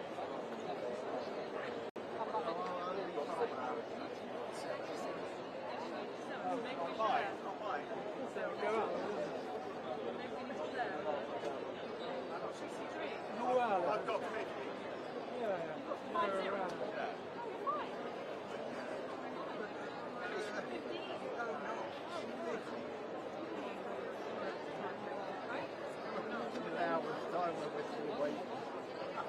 What's the rate?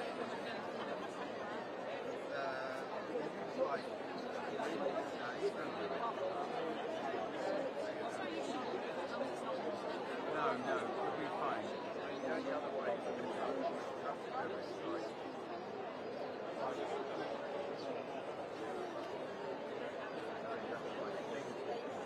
I'd have to go see out.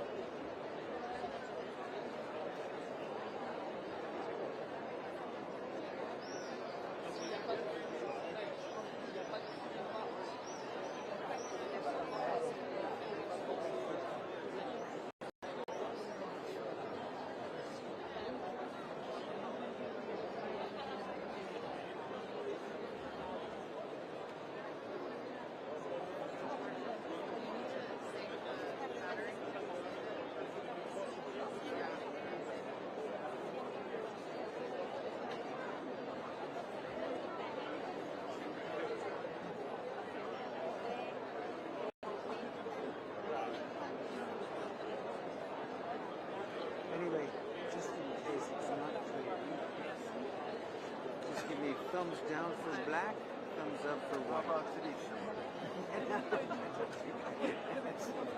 Not this.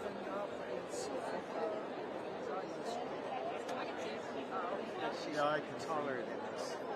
The seagull is just brilliant. Yeah, I love the seagull. He's really interesting. Yeah, he's cool, isn't he?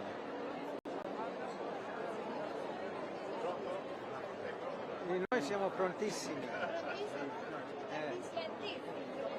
Loro sono lentissimi. Noi siamo prontissimi.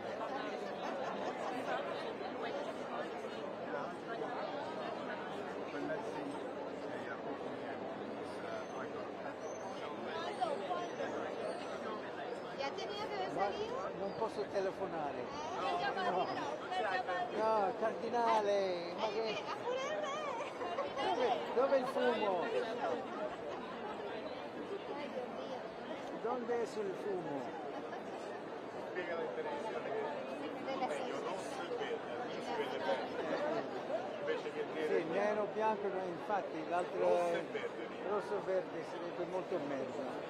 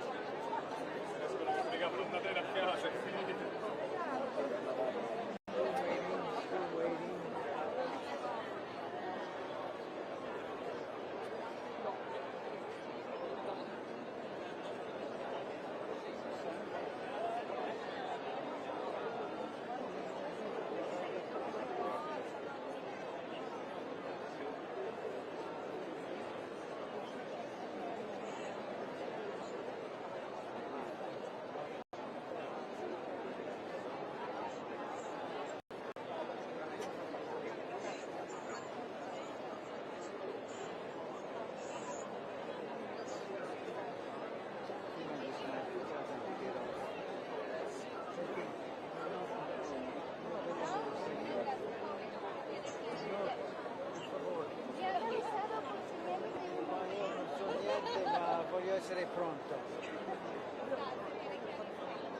Pazienza.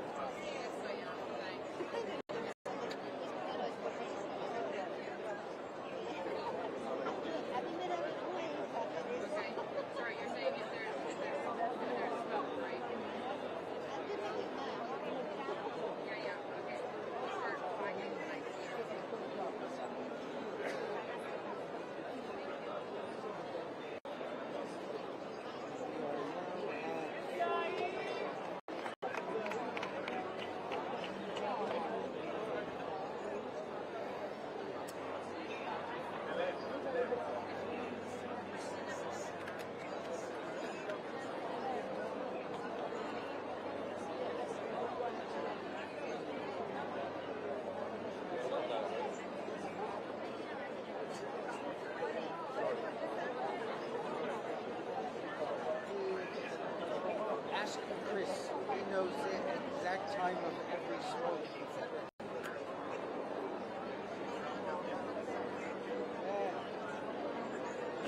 Gabbiano sarà il primo a sapere.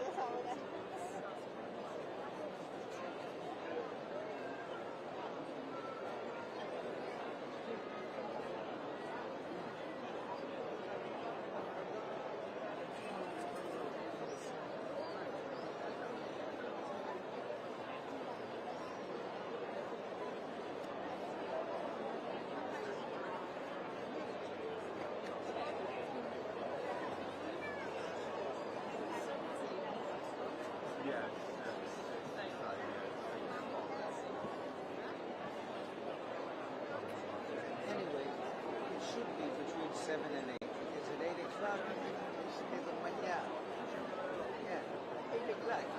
Dinner time. But anything seagull. Seagull.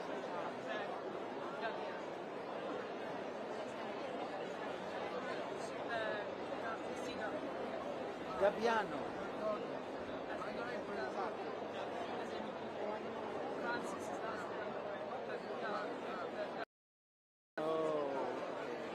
It needs explaining. It's not like that.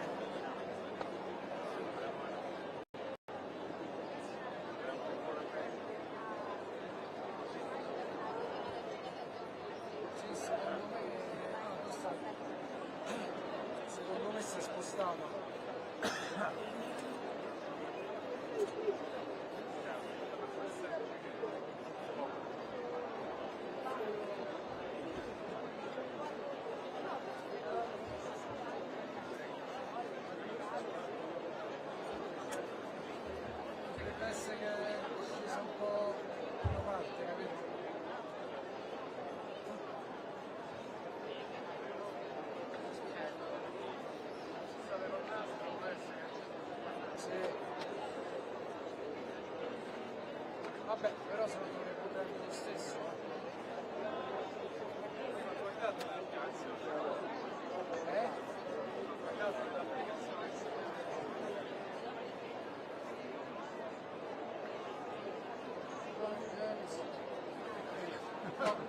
No, I need to get the Wi-Fi. I mean, you're not going to do anything, right? Dropping down again.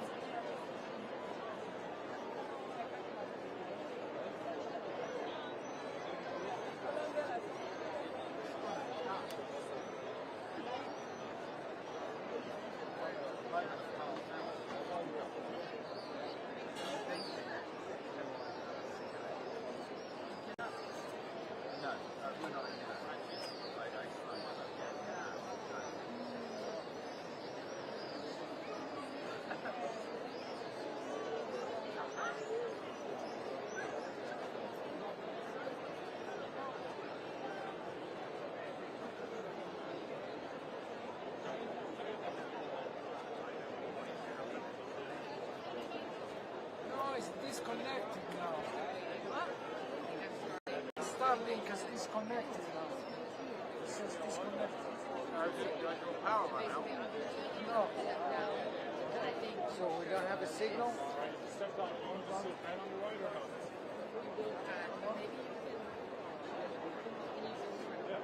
Yeah, I think so. And then you'll zoom out, and then add. What do you want to do? I don't know. I want to. It was disconnected. Yeah. So then I think it's fine. Yeah, Brandon's room maybe at the same time or something. I think What's up? like they have. Look if the blue light is on. No.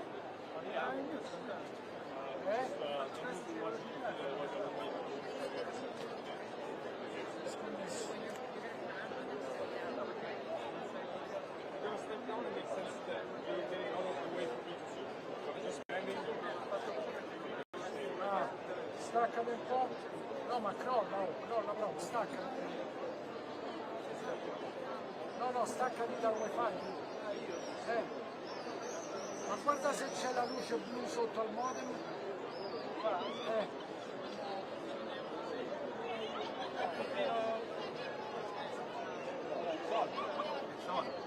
So it's dropping dramatically. Okay, but they're still getting a signal, right? Yeah, they are.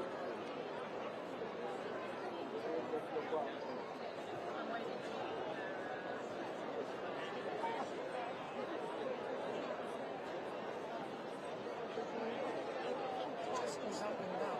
Yeah. See.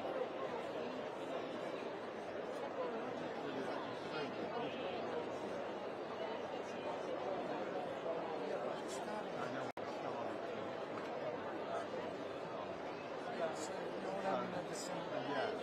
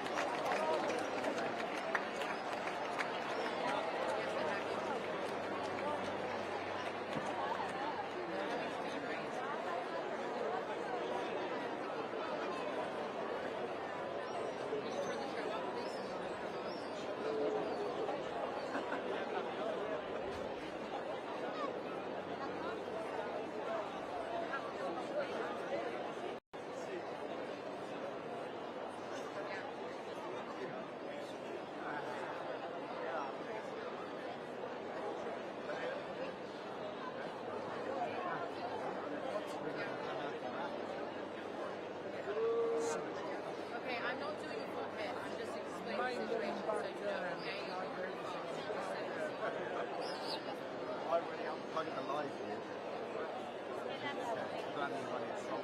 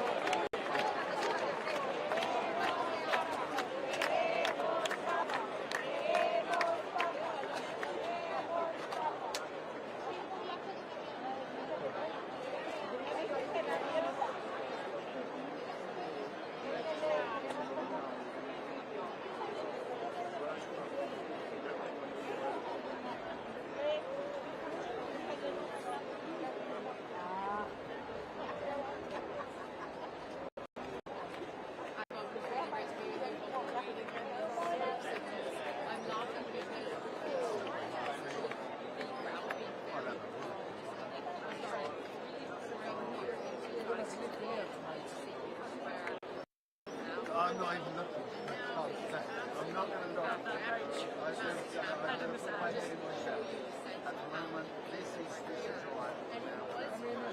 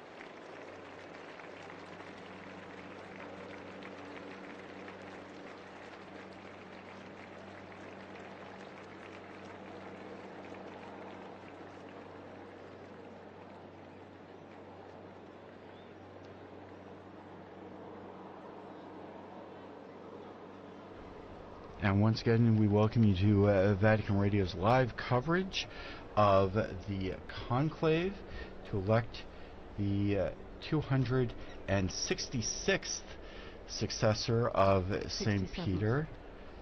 267th Pope, 266th successor, I think is last count. But that's actually an interesting point because the official list of popes has changed numerous times over the years. And in fact, there was a change in the 20th with different popes who had traditionally been counted as popes suddenly struck from the list, and perhaps some other clarification from historical scholars. Well, so you have things like Benedict IX, who was pope 3 different times, and then John the 20th that didn't quite make the list eventually, and so they had to skip one. And so the list of popes does, when historians look at these things and they get more details and they get more ideas, the church will decide whether or not that this person was a legitimate Roman pontiff or not. Because this is an important question. This is a Catholic fact. We have to know who is the Pope. We have to know because Christ promised this to his church, and so it's critical that we know who and what are. But so sometimes in the dim recesses of history where we have too few records, it's difficult to say for sure. I'm not a historian myself, but of course the medallions in the great Basilica of St. Mary Major that contain the images. Now that's of all St. Paul's Basilica outside the walls. St. Paul's outside the walls, yes, you're right. Yeah. But presumably the number up on the wall there is what we consider to be the official tally, is that right? Not quite, in fact, because at least a few anti-popes are up on medallions, including my personal favorite, at one time considered a pope, now considered an anti-pope, Pope Christopher, the one and only. He's one of them that they struck from the list due to the rather odd circumstances, untoward circumstances regarding an election of his accession. Well, if you are just joining us, we are entering the third hour of our coverage of the Conclave. We are anxiously awaiting smoke to appear from the chimney in above the Sistine Chapel. That's still not happening. As we heard just a while ago, the crowds that have now gathered in St. Peter's Square are getting a little enthusiastic in their expectation of the Pope. Our third hour, I would like once again to thank our television and radio partners, including EWTN TV, Catholic Faith Network in America, Shalom World Television Network USA, At Madarshan TV, Catholic TV, Mada TV India, and Uganda Catholic Television, UCTV, as well as radio partners Luminous Radio and Radio Katipunan in the Philippines. I'm here with our very learned guests, Philippa Hitchin and Don Prudlow, and perhaps we could talk a little bit about what we can expect.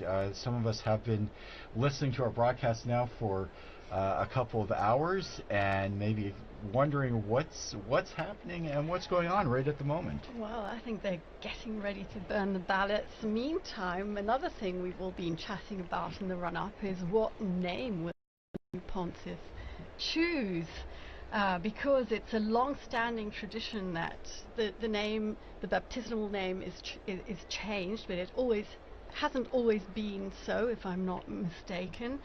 But we do know that the first act of the new Pope, immediately after accepting his canonical election as the Supreme Pontiff and before fulfilling other obligations, is the choice of his name. And this name is announced famously on the loggia by the Cardinal Protodeacon after the famous formula Habemus Papam, followed by the Pope's baptismal name in Latin. So Francis was the first Francis. I remember we were going, we're going to call him Francis the First, and we were told, no, it's just Francis, he is the first. But it's an old custom that apparently emerged as early as the first millennium of Christianity, and I'm reading here, Professor, because it's 1,500 years old, so it is a pretty well-established custom. And can you tell us anything about the popularity of certain names, why they became so much more popular than others, why Francis perhaps was never chosen until this last pontificate? Well, there have been a series of quite traditional names. I mean, there's a good list with 266 popes to choose from. There's good, and it ties people back into continuity with the past. Benedict, naming himself after Saint Benedict, and after Pope Benedict XV, the Pope of Peace. I tend to think Pope Benedict XIV, the great scholar pope as well, that he tied himself to. But and then you had the innovation of John Paul, right, having the two papal names. And he will be, if there ever is another Francis, he will have to be Francis I. I mean, he doesn't have any choice. He will be Francis I. He will have to be Francis. If there's a Francis II, there's going to have to be. Yeah, he'd have to be retroactively promoted to Francis I. But this is a great moment, because it's the first time that we can get an insight into the mind of the new pope when they have this name. So, for instance, if, as a lot of people think, the new pope may choose the name Leo, we know that that's probably in line with Leo's great work with social justice, with Catholic social teaching, but also, hopefully, Leo's great work with Catholic academics as well. How many Leos have there been? Well, he would be Leo the 14th. So there would be Leo the 14th. But John, you'd have John would be a popular one, Paul would be a popular one, or John Paul III even. But all those will have nuances, right? They'll all have meanings that the Pope will be able to tell us, and we won't be able to exhaust them. I mean, they're suggestive, right? We'll see. Well, that's an interesting name. And the commentators will be out in force to explain exactly why the Pope chose that particular name. We've seen there's certainly a tradition of choosing names from immediate or close predecessors. There has been, and Benedict sort of broke that, and that was interesting. And I think that's because we had John Paul and then John Paul. I think that was good to break off from that a little bit. But you're right, they go up and down in popularity. I doubt that we'll get a Sixtus VI. I think that we may have ended that line. We haven't had many Pauls. We haven't had many Pauls, right? There's been a lot more Johns than Pauls. But that's definitely a possibility. That's not. But then you have these strange names from early in papal history, right? Like Conan or Lando, and those are likely going to continue to stay in abeyance. But a name like Innocent or Clement, right? These were immensely popular in the 17th and 18th century.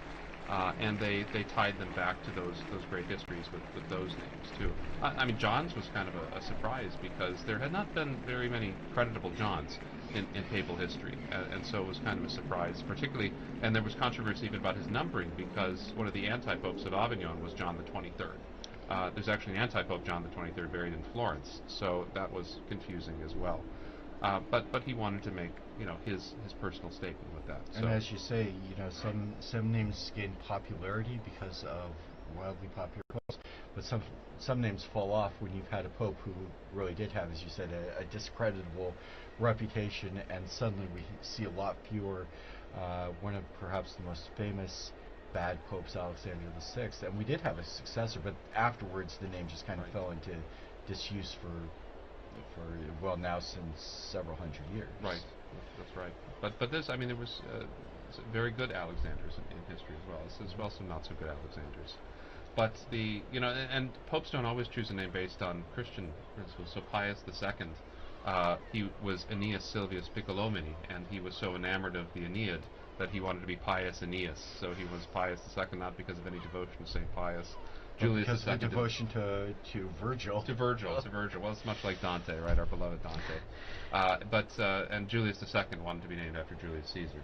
I think so. That worked. But there were both Piuses after Pius II and Juliuses after Julius II.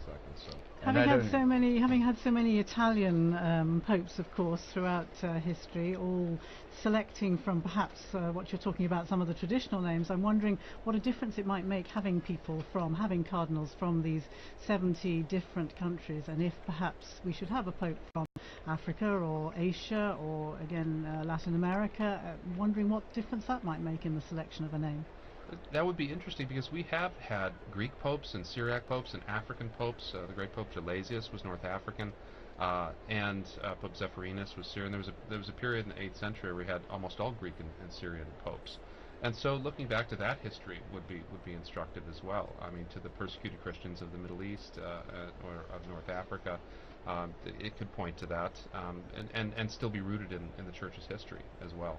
You certainly need a historian on hand, don't you, to help you make this selection? I can see that you're never going to be out of a job. They've never let historians into the Conclave. So there's no on-call historian, so maybe. How important is it that a pope be proficient in Latin?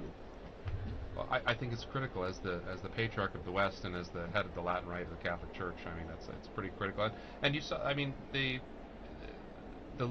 when you have these big international events, you notice that the entire thing was conducted in Latin for these cardinals, and it helps in a certain sense to decenter any particular ethnicity or linguistic group that provides something of that common unity that when the liturgy used to be in one language, that did provide that commonality throughout the world, but still today provides it at these really critical moments, so that when all Christians come together in Rome to celebrate Mass with the Pope, that they can sing the Pater Noster as one in one language, and so I think that's a wonderful thing. So it's pretty critical that he knows.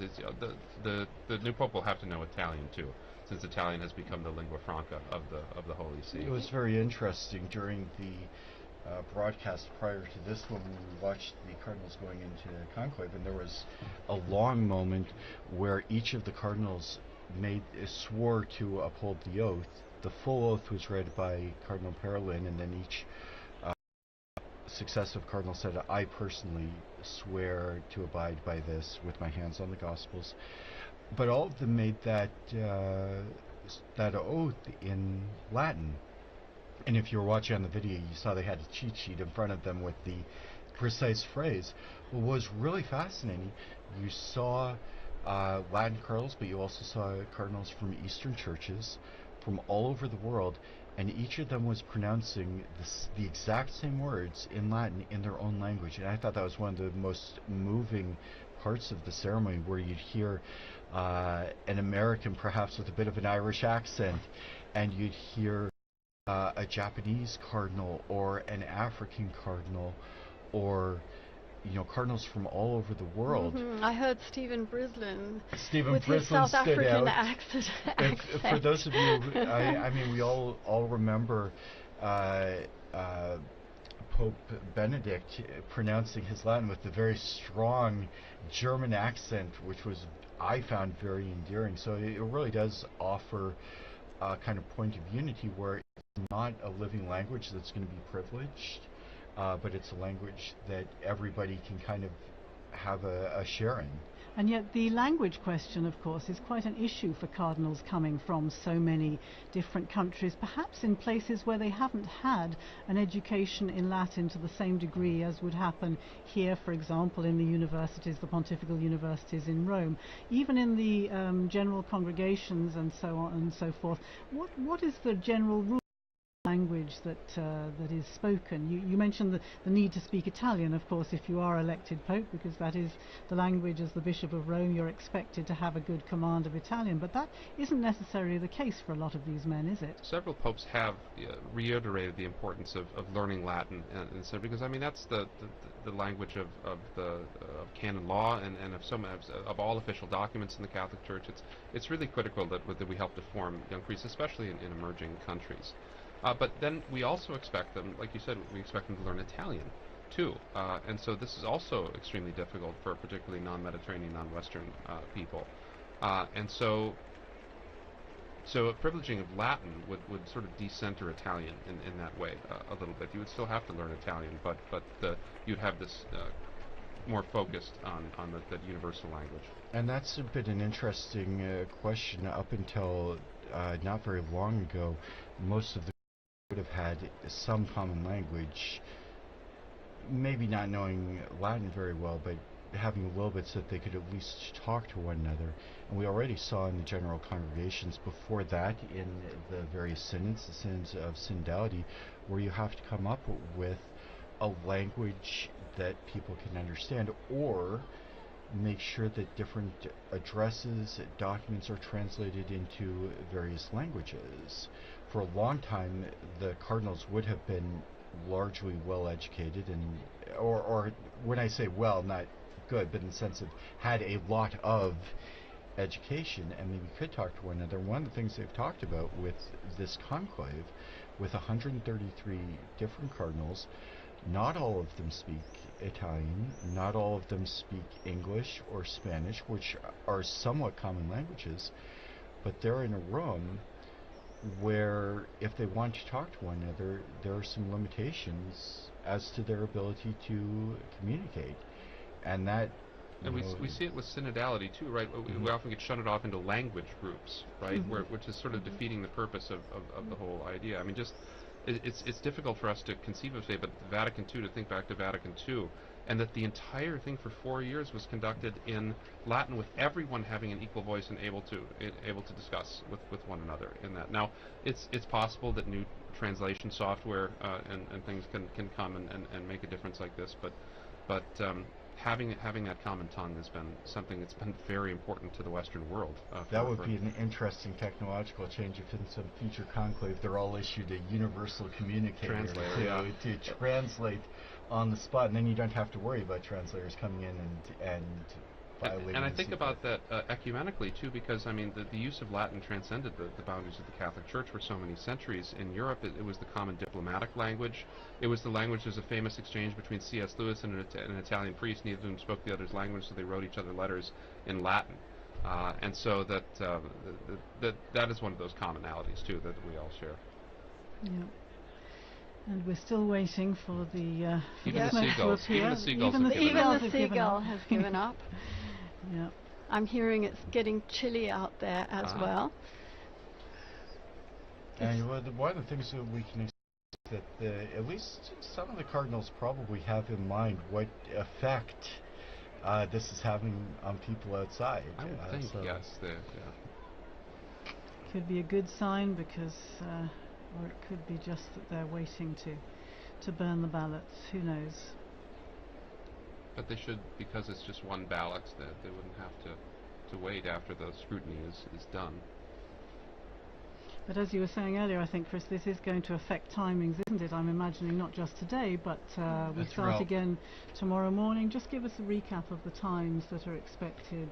The Cardinals gather again at 9 o'clock in the morning, is that right? Inside the Sistine Chapel? They begin with Mass and prayer. The actual voting is largely, as we've said, it's not a point.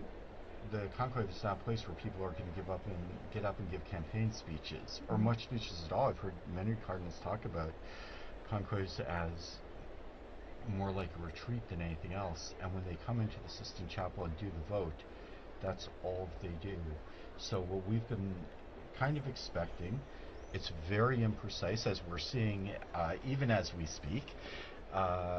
We're kind of expecting the first vote to take place and maybe be finished up by 10:30 or 11 o'clock in the morning.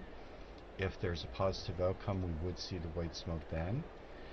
If not, proceed immediately to a second vote, which is then going to take another hour or an hour and a half. And at the conclusion of that vote, they will burn ballots from both of the previous scrutinies. So then we could see or white smoke.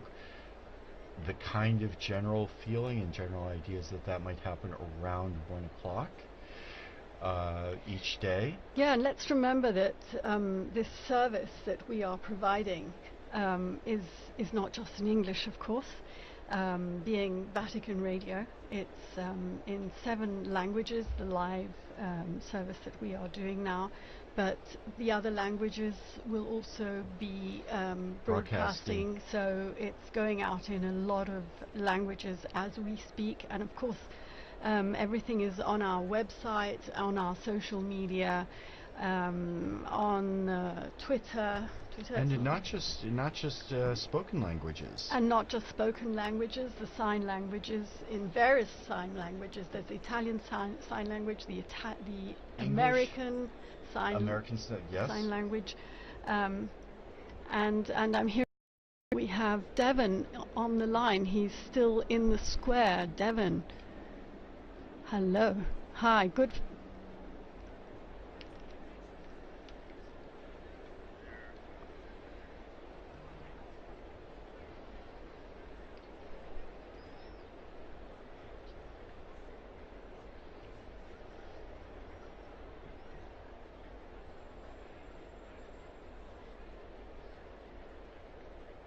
Is it getting dark?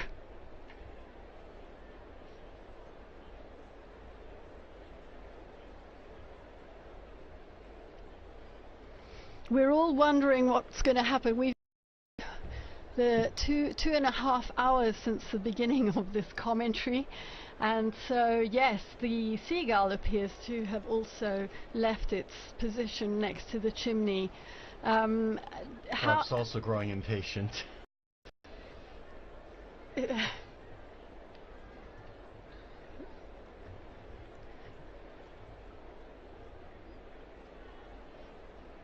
Have you spoken to any other pilgrims or Romans in the square who have specially come for the occasion?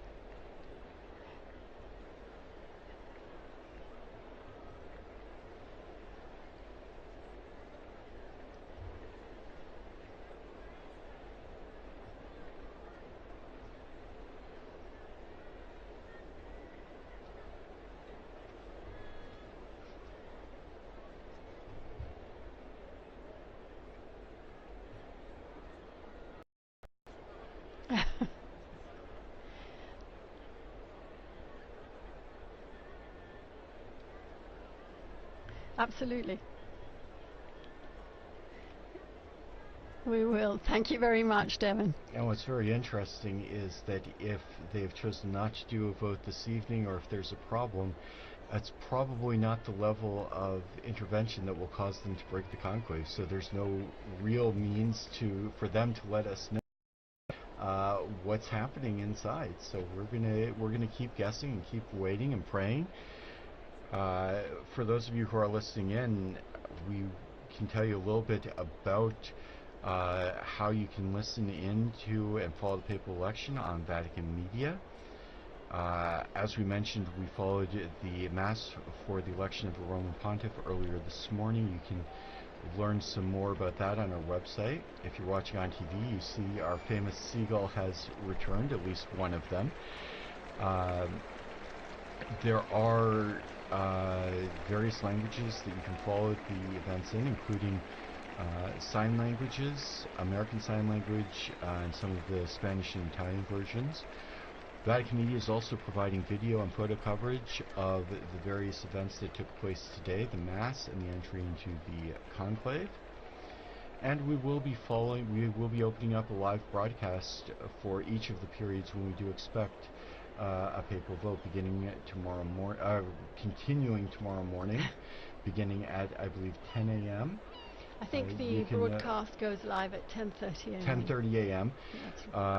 And you can go to our Vatican website to find all of the broadcast times, and we do really hope you will join us. We do invite you as well to visit our social media pages, including Facebook, X, Instagram, and YouTube, where you can follow along and see everything that's happening, or in this case not happening, this evening, as we wait for the sign that a scrutiny has taken place. You're talking about social media, you're talking about the radio broadcasts. Of course, the Osservatore Romano, the Vatican newspaper, is also waiting anxiously for the results of this papal election. If I remember rightly, they produce a special edition, remember rightly. Yes. And almost as soon as the announcement is made on the balcony, the presses start rolling, or at least the copy editors start putting out this edition so that it can be distributed free, I think, in St. Peter's Square to people as soon after the event. As was the one that marked the passing of Pope Francis. Meanwhile, they tell me we have someone else in the square. It's Sister Nina Kravich here at the Dicastery for Communications. She is a communications expert. Nina, hello.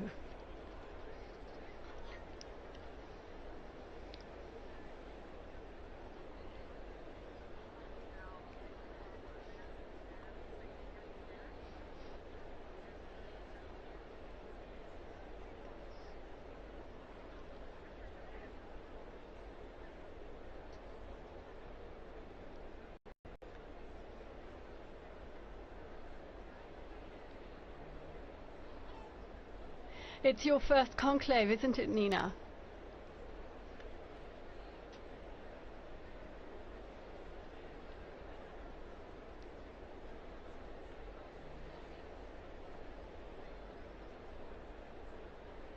You are an expert in communications, but not only in social media communications.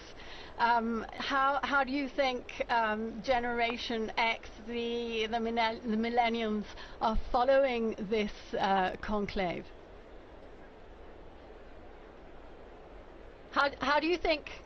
I was speaking about social media, which is very much your field, and getting the message out to the younger generations. How are they following this conclave? What kind of interest have you been perceiving from them? You are very young yourself, Nina.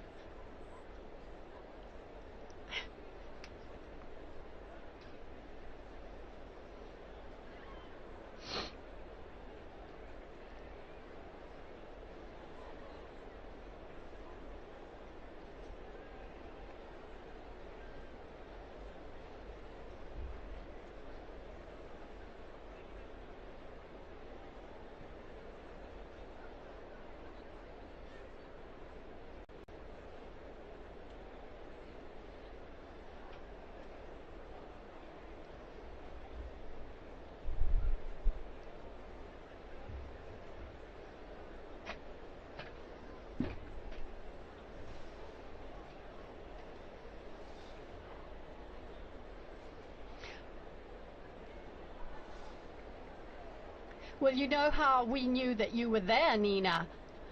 Leo, my son Leo, saw you on Instagram in the square.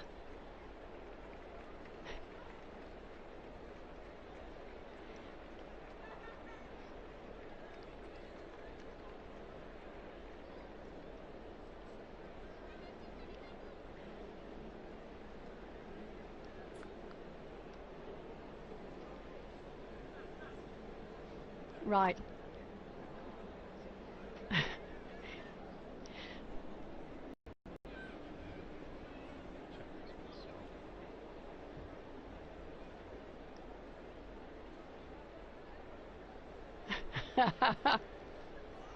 A chimney and a seagull, yes.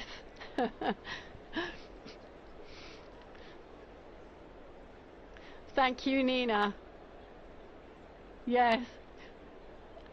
We'll be speaking to you again. Yeah, absolutely. Okay.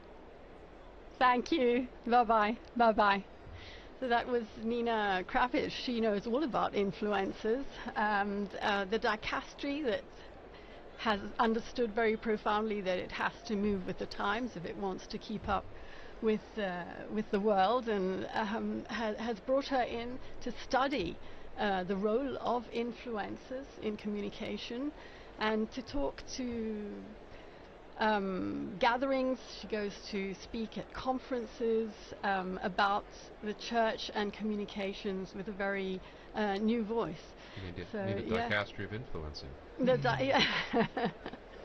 Interesting, though, that what we think of as the generation that likes everything instantly, that people should be standing there for an hour and a half, 2.5 hours now, watching a chimney without anything happening at all. So quite a turnout for the books, and interesting to see the reaction. Will people not be so interested over the coming days, or will that simply increase the tension and increase the interest?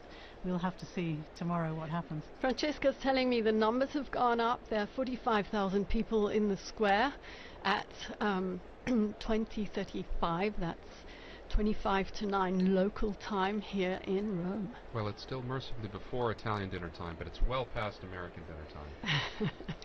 You were giving us the timeline, Chris, earlier on. Tomorrow in the morning, as you say, the Cardinals go in. They have 2 votes in the morning. Then they break for lunch, don't they? They do have a break in the afternoon. They will, after the second vote, if the first vote is not conclusive, they'll go immediately to the second vote. Then they do have some time. They'll have their lunch. There will be more prayers. Of course, each session of the voting in the Sistine Chapel is marked by prayer, especially to the Holy Spirit. We can take a look at some of the prayers that we saw today for the opening of the conclave. And then the expectation is, Don was just talking about Roman meal times, but time for a long lunch or a nap, and then they'll be back in the Sistine Chapel. Always in the seclusion of Santa Marta. Always in the seclusion of Santa Marta. I was struck, we've mentioned a couple of times, the movie The Conclave, and we've all seen various parts of the Conclave, and I noticed a lot of the sets bear zero resemblance whatsoever to the places they're purporting to be. But going back to the schedule, we will have to have a vote in the afternoon. That's what's provided for in Universi Dominici Gregis. We'll begin coverage around 4 in the afternoon Rome time. And if there is a successful vote, we'll see the white smoke. Otherwise, we'll have to wait for a few more hours, and possibly the first smoke we might see in the afternoon in coming days might be around 5:30 or 6. Later, if it does go to a second ballot, we will see smoke of some sort, hopefully, around 7 or 7:30 is the expectation. But as we talked about, there was I'm getting news about that. Apparently the last time there was not a vote, so there was no smoke during the session, was in 1941. But they're also pointing there wouldn't out... have been, right? Because there wasn't a conclave that year. Ooh, wow. So that was to be expected. So that was not a good information I get here. Because they also point out there were far fewer cardinals in that conclave, but as you say, no conclave in 1941. Maybe they meant 1939. We'll have to check that. Check on that again. And still nothing. It still looks quite light out there. And of course, the cameras are pointing out towards the west, so the last shreds of daylight will be seen from the perspective that we're looking at the chimney. Whereas if you, for those in the square, if they turn around and look out, they'll see that the light is dying out. We can see out the window here, sky's growing pretty dark in the other direction, and we might have a situation where it does become difficult to see the smoke or tell what color it is. In which case we would be waiting for the bells again, as we were mentioning earlier, if it's a successful vote. Otherwise people will be craning their necks to see what they can see from the square. But meanwhile, it might be a good opportunity to talk about one of the unique features of this conclave.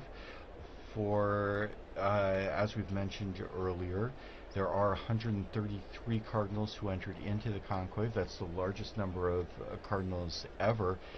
And there was actually a little bit of a discrepancy in the law and the procedures governing the conclave, because Paul VI in 1975 had introduced that the maximum number of cardinal electors would not be more than 120.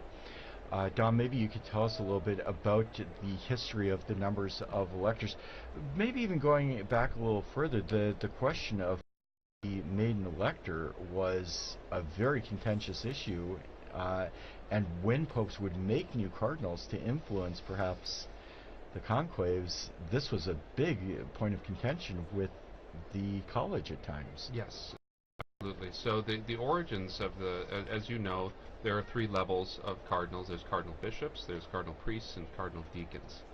And originally, there are 6 cardinal bishops of the Suburbicarian sees. He's like Frascati and Ostia. Ostia is the senior bishop on the see. There were 35 cardinal priests. Cardinal priests were drawn from the original tituli, the early parishes of the city of Rome.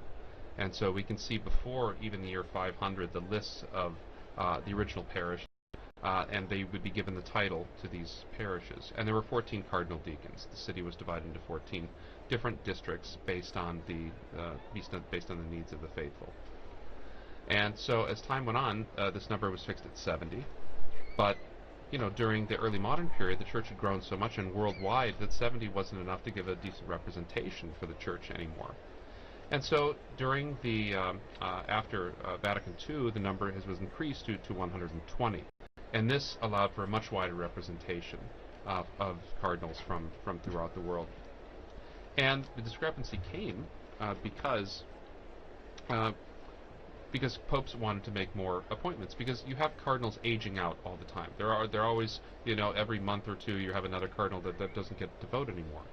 And it's not just Francis that exceeded the number. Benedict and John Paul also exceeded the number. They just did not have a conclave during the period when the number was exceeded.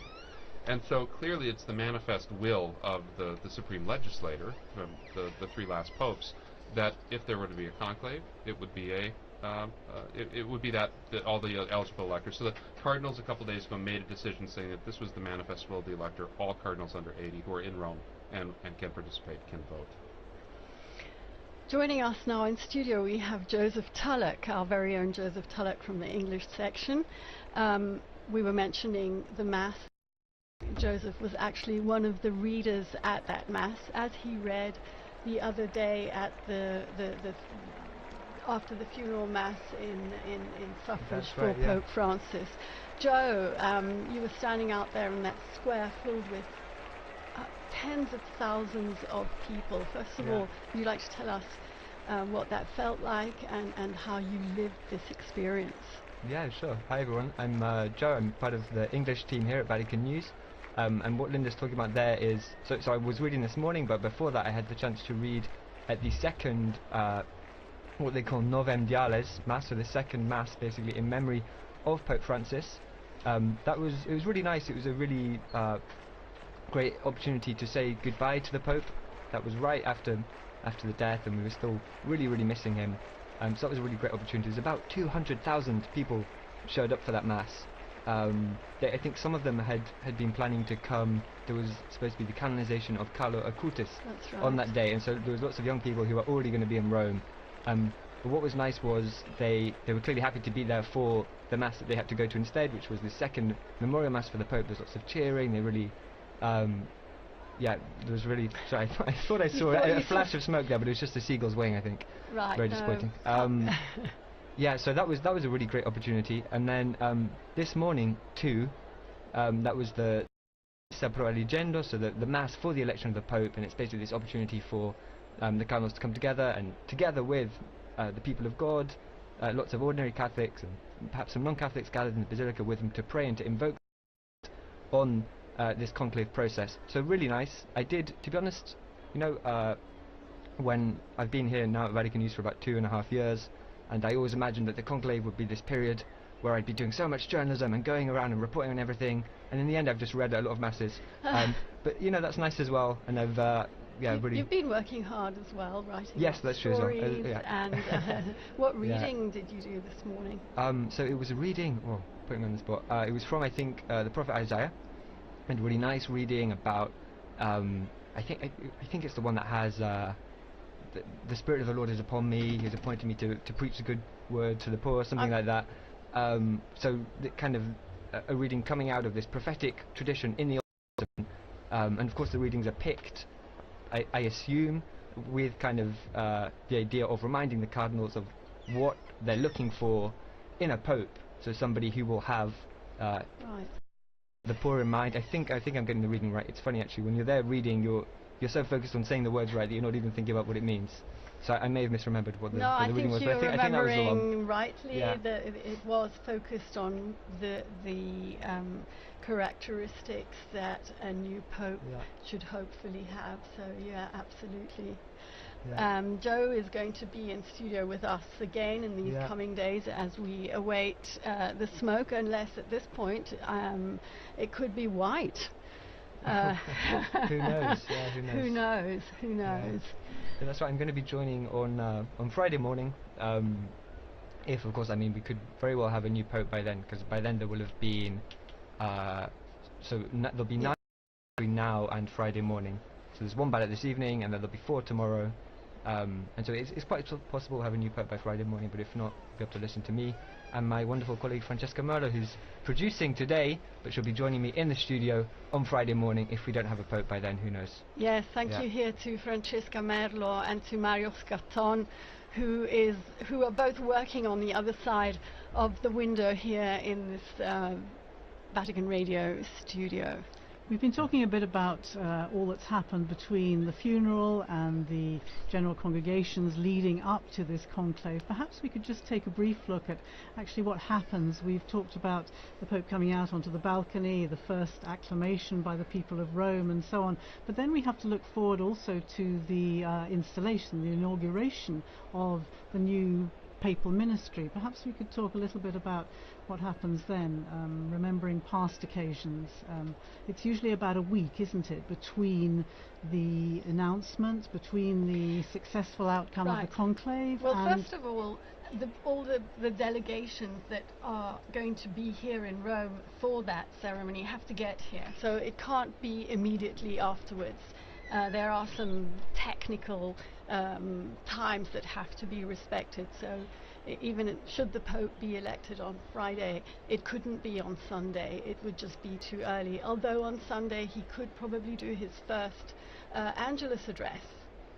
Yes, absolutely. And we have to remember that if he's a bishop already, and all the cardinals in there, and most of the cardinals are bishops, that he becomes Pope the moment he accepts. When the cardinal asks him, do you accept the canonical election as Roman Pontiff, and he says yes, he's the Pope. And so the installation Mass is, it's not a formality, it's a very important moment that he inaugurates his Petrine ministry. But he becomes Pope with full authority at that moment. And then the inauguration, I remember being at the inauguration in 2013 and being up on the colonnade. That was a great privilege. I love doing that. And you see, because then you allow, just for the funeral too, like when they have the delay, you want the dignitaries to be able to come, and they will come. I mean, as we've seen it, I mean, the world pays attention to what happens in the city, and that's critical. But there's a whole set of ceremonies that go along with the new Pope, right? That culminate really after the installation Mass with the actual possessio, the taking possession of his cathedral at St. John Lateran, which I was also present for when Pope Francis took charge of his cathedral. And so this is a wonderful series of events that makes fuller the meaning of what's happening in the Sistine Chapel right now. Pope Francis particularly wanted his inauguration, if I remember correctly, to be on the feast day of St.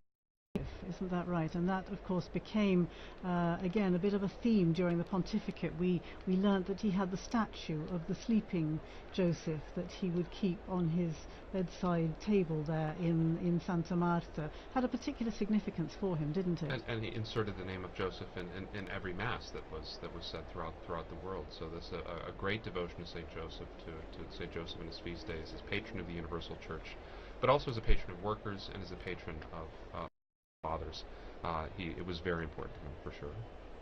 The thing I remember particularly about the installation of Francis, of course, was that it was only 3 days apart from the Archbishop of Canterbury, and because I was covering ecumenical affairs, I wanted to be in both places, and fortunately, because there was that little time gap, it could have been on the same day, but actually in the end I was able to be here in Rome for the papal inaugural Mass, the papal installation, and then get to Canterbury as well for the Archbishop of Canterbury's taking the beginning of his ministry there in Canterbury Cathedral. And there was a nice, when Francis died, there was a nice little tribute from Justin Welby, no longer of course the Archbishop of Canterbury, but there was a nice tribute in which he talks about his first meeting with Pope Francis, and he was ushered into these, extraordinarily elaborate and baroque surroundings in the Apostolic Palace, and feeling a little bit intimidated anyway, and he sits down, and the Pope begins by saying, I'm senior to you, as you know, and of course his kind of heart sunk, and he thought, well, this kind of wasn't the tone I was expecting, and then the Pope looks up and jokes and goes, by 3 days only, and that was kind of the tone that the jokes continued, and it was the beginning of a very strong relationship in which they kind of lived out this ministry of walking and working together, which became the leitmotif of the sort of Anglican-Catholic dialogue through this past 12 years. Well, in a much more modest register, we also learnt to know him and walk with him after that 13th of March, which we don't forget because we were here. We didn't know who Bergoglio was, and very slowly we began to understand him, he went to Lampedusa, as you mentioned, his very first journey abroad, after having said that he didn't really want to travel. It wasn't his thing, but he went to Lampedusa because that issue was so important for him. And being there, he realized, he told us afterwards, he realized how important it was for the people to feel his closeness and to feel he was going to them. And he ended up undertaking 48 apostolic journeys abroad, as well as many others within Italy. Joe was on his last apostolic journey abroad to Belgium. Yeah, penultimate, because the last one was to Corsica, exactly. But you went to Belgium. That's right. Yeah. So there was a very quick one to Corsica where he came back, and I think within the day, exactly. But before that, the longest kind of traditional papal journey, the last traditional papal journey was the one he did to Luxembourg and Belgium. I was with the Pope for the stop he did in Belgium, and it was an interesting papal journey because it came right after this huge one that lasted several weeks across a couple of countries in Asia. So 4 countries. 4 countries in Asia. Asia and Oceania. Yeah, and there'd been some. So, for instance, he'd been in East Timor, where something crazy like 70% or 60% of the population turned up for a mass he celebrated, and these incredible scenes. And I think it's the most Catholic country in the world, with the possible exception of Vatican City. No, I think it's more Catholic than the Vatican City. Okay. That's what the Vatican officials quit. But okay. Right. And so he'd just come back from that, and then he came to Belgium, which is obviously a fair country. It's a country that's been really marked by the sexual abuse crisis, which is something that's happened in the church all over the world, but it was particularly bad in Belgium. And so it's a country where there's also, on a level, there's some also distrust, I think you can say, towards the church. And so it was a very interesting papal journey for that reason. The Pope did a couple of things. So he met with survivors of sexual abuse, and that was a closed-door meeting, so there were no journalists there. We don't know exactly what was said, but there were some interviews afterwards with some of the survivors who said that he really listened to them and they felt moved by that. And he also visited some universities. So Belgium is home to 2 famous Catholic universities. I'm going to butcher the pronunciation. One is, I think, Leuven, and one is Louvain. And one is Dutch-speaking or Flemish-speaking, the other one is French-speaking. 2 very historic, very prestigious Catholic universities, and the Pope visited both of them. There was, if I remember rightly, there was at Leuven, the Flemish Dutch-speaking one. He kind of had an exchange with the professors, and then what was interesting was afterwards when he came to Louvain, it was more dialogue with the students. But on both kind of occasions, he was doing what we really came to expect from Pope Francis, which was this dialogue, kind of talking to people, even people who disagreed with him. I remember there was some when the students were talking to him, as well as they agreed with a lot of what he said, and then they were pointing out some points where they disagreed, and that was really typical of Pope Francis as well, this desire to talk to people, even people that didn't agree with him. Absolutely. And so it was kind of it was a classic Francis trip in that way. I was speaking to the international director of the Jesuit Refugee Service just slightly after his death, and he said very much what you have been saying. He would sit down and enter into dialogue with the person he had before him, and it was never a problem to disagree or to listen to a differing perspective. In fact, he was interested in doing exactly that. Yeah. Certainly the fact of his meeting with Jesuits wherever he travelled in any of the journeys around the world became a particular hallmark, didn't it, of these trips, and I think a particularly important moment for the Jesuit community throughout the world. I'm wondering, Don, if you can tell us anything about the frequencies of popes belonging to particular orders as opposed to those who don't. I mean, it's not terribly common. We remember it was almost a shock when Jorge Bergoglio was a Jesuit, right? It was kind of popularly thought that a Jesuit would never become pope, so that was very shocking.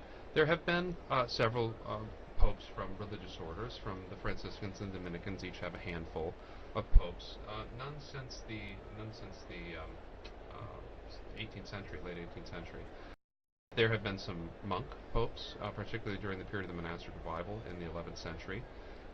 But by and large, they have been taken, a lot of them, from the secular clergy.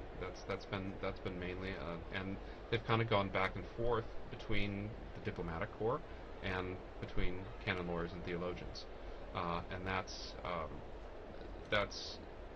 been pretty much the case. There hasn't been too much of a... While there is always, I would say, about 15% of representation in the College of Cardinals come from religious orders. They do not often get elected to the papacy. I don't think it's any particular animus against... It maybe historically have been against Jesuits, but that's not... But and I'm talking back from the very foundation of the order. But it's really something that the person has to fit the job too. And very often religious orders are focused on a ministry. They're focused on a particular specialty. And the pastor, the secular priest, the bishop has got to be all things to all people. And that often is better training for the kind of things you'll encounter in the papacy than other forms of religious living.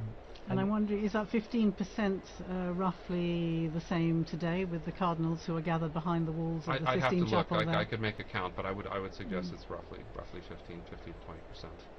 And so after the Pope died, I saw a couple of headlines saying something along the lines of Pope Francis never stopped being a Jesuit. And this idea that as you were saying there, that each of these orders has their own charism and they really mark the members of those orders. I don't know if you have any thoughts about the ways in which Pope Francis never stopped being a Jesuit, the ways in which his Jesuit formation really shaped him and became the Pope that we all knew. I think the Jesuit formation creates such strong individuals. They are able to... I mean, think of the great Jesuit missionaries that are able to operate. They're meant from the very foundation not to live in religious community, right? I mean, they're meant to be able to be sort of sole proprietors sometimes when they need to be. And so go off like Francis Xavier around the world by themselves, never see another Jesuit for years and years and years.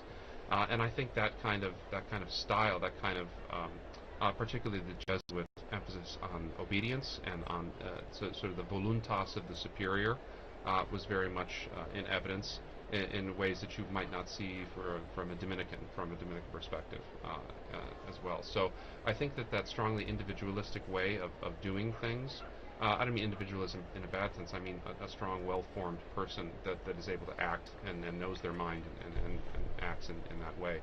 And Jesuit formation is really effective at creating that. I think we saw some of those aspects coming out in his papacy for sure.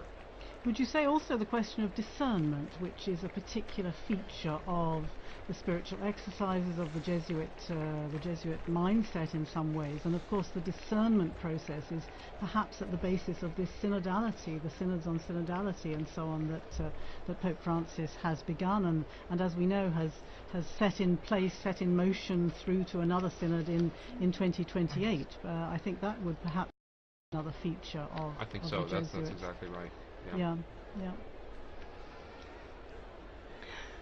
I'd like to remember Pope Francis's last gift, which was a Pope Mobile that has been readapted, thank you, Philippa, into a health clinic for the people of Gaza. I think that is such a significant and powerful gesture, reminding the world of those most in need.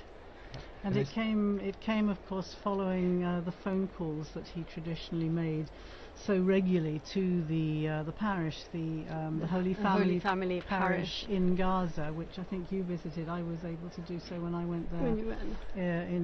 to the Holy Land some years ago, and was able to go to Gaza with the previous parish priest, and you know how significant it is, how important it is in any situation of conflict like that to know that the world has not forgotten you, to know that people are praying for you, that people are praying for peace. And clearly those phone calls that Pope Francis insisted on making right up until even the previous weekend. From the hospital, when he was in the hospital, when he could, he would call Padre Romanelli and just ask them what they'd had for dinner. We do have smoke. We have coming smoke. out of that chimney, but it's definitely black. Definitely black smoke. It's 21 hours. It's 9 o'clock in the evening here in Rome. And that is, yeah. They took their time with They it. took their time. They had a good think. They listened to a meditation by the papal preacher, which probably took time as well. Definitely black smoke there, I would say. And I wonder what the reaction is in the square below, to the crowds who are seeing that and knowing that there has been no decision, no successful outcome on this occasion. And now we have a shot of the square. I can see some cell phones flashing away there. Whether they'll be able to capture that black smoke billowing in the wind there out of the chimney and away across the rooftop of the Sistine Chapel and the rest of the Vatican museums, I'm not sure, but that's certainly black smoke. I wonder if we have some sound from the square there.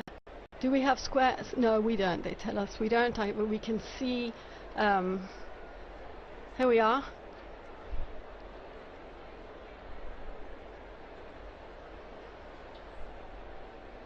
Well, the noise they've of the made sure crowd. of it at least. That's good. They've Oh, got wow. a good bit of it. Yes, a good crowd in the square. And you can see, of course, those giant screens set up so that even if you can't actually see from where you're standing, which it looks difficult to see from it now. does. Yeah, and in fact, I remember that from past And as you years. were saying, it's dark. At nighttime, Yes. it becomes difficult. Okay. Well, that is again. I never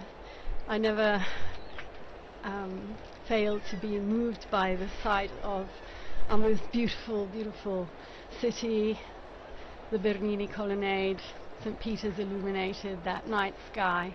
It could have rained today, but it didn't. It's also a blessing like we for may many. have good weather for the rest of the week. So.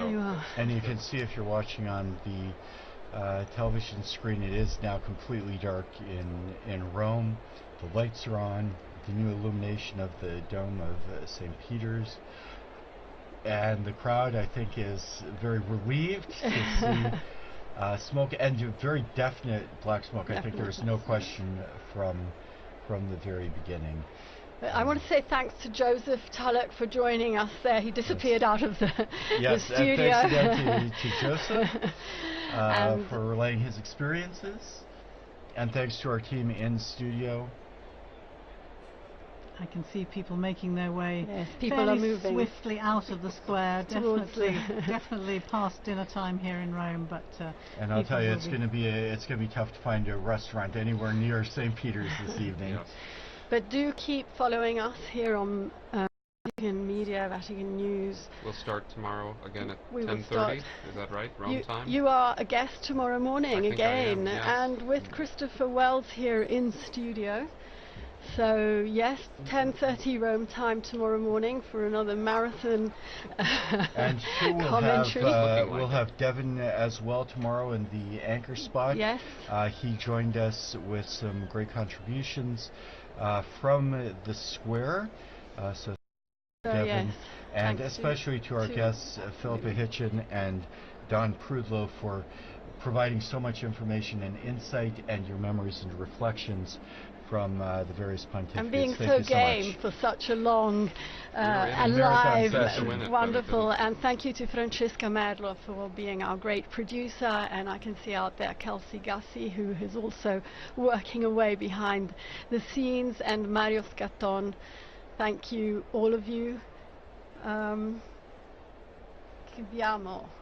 We can, they're signaling us from the... we are in fact going to finish up our broadcast now with the main event has occurred, as it were. So again, thanks to all those who participated in the evenings. Thanks to especially to our head of the English section, Linda Bordoni, who has done so much hard work to make all of this possible. And thank you, Christopher. And as we do close up our broadcast,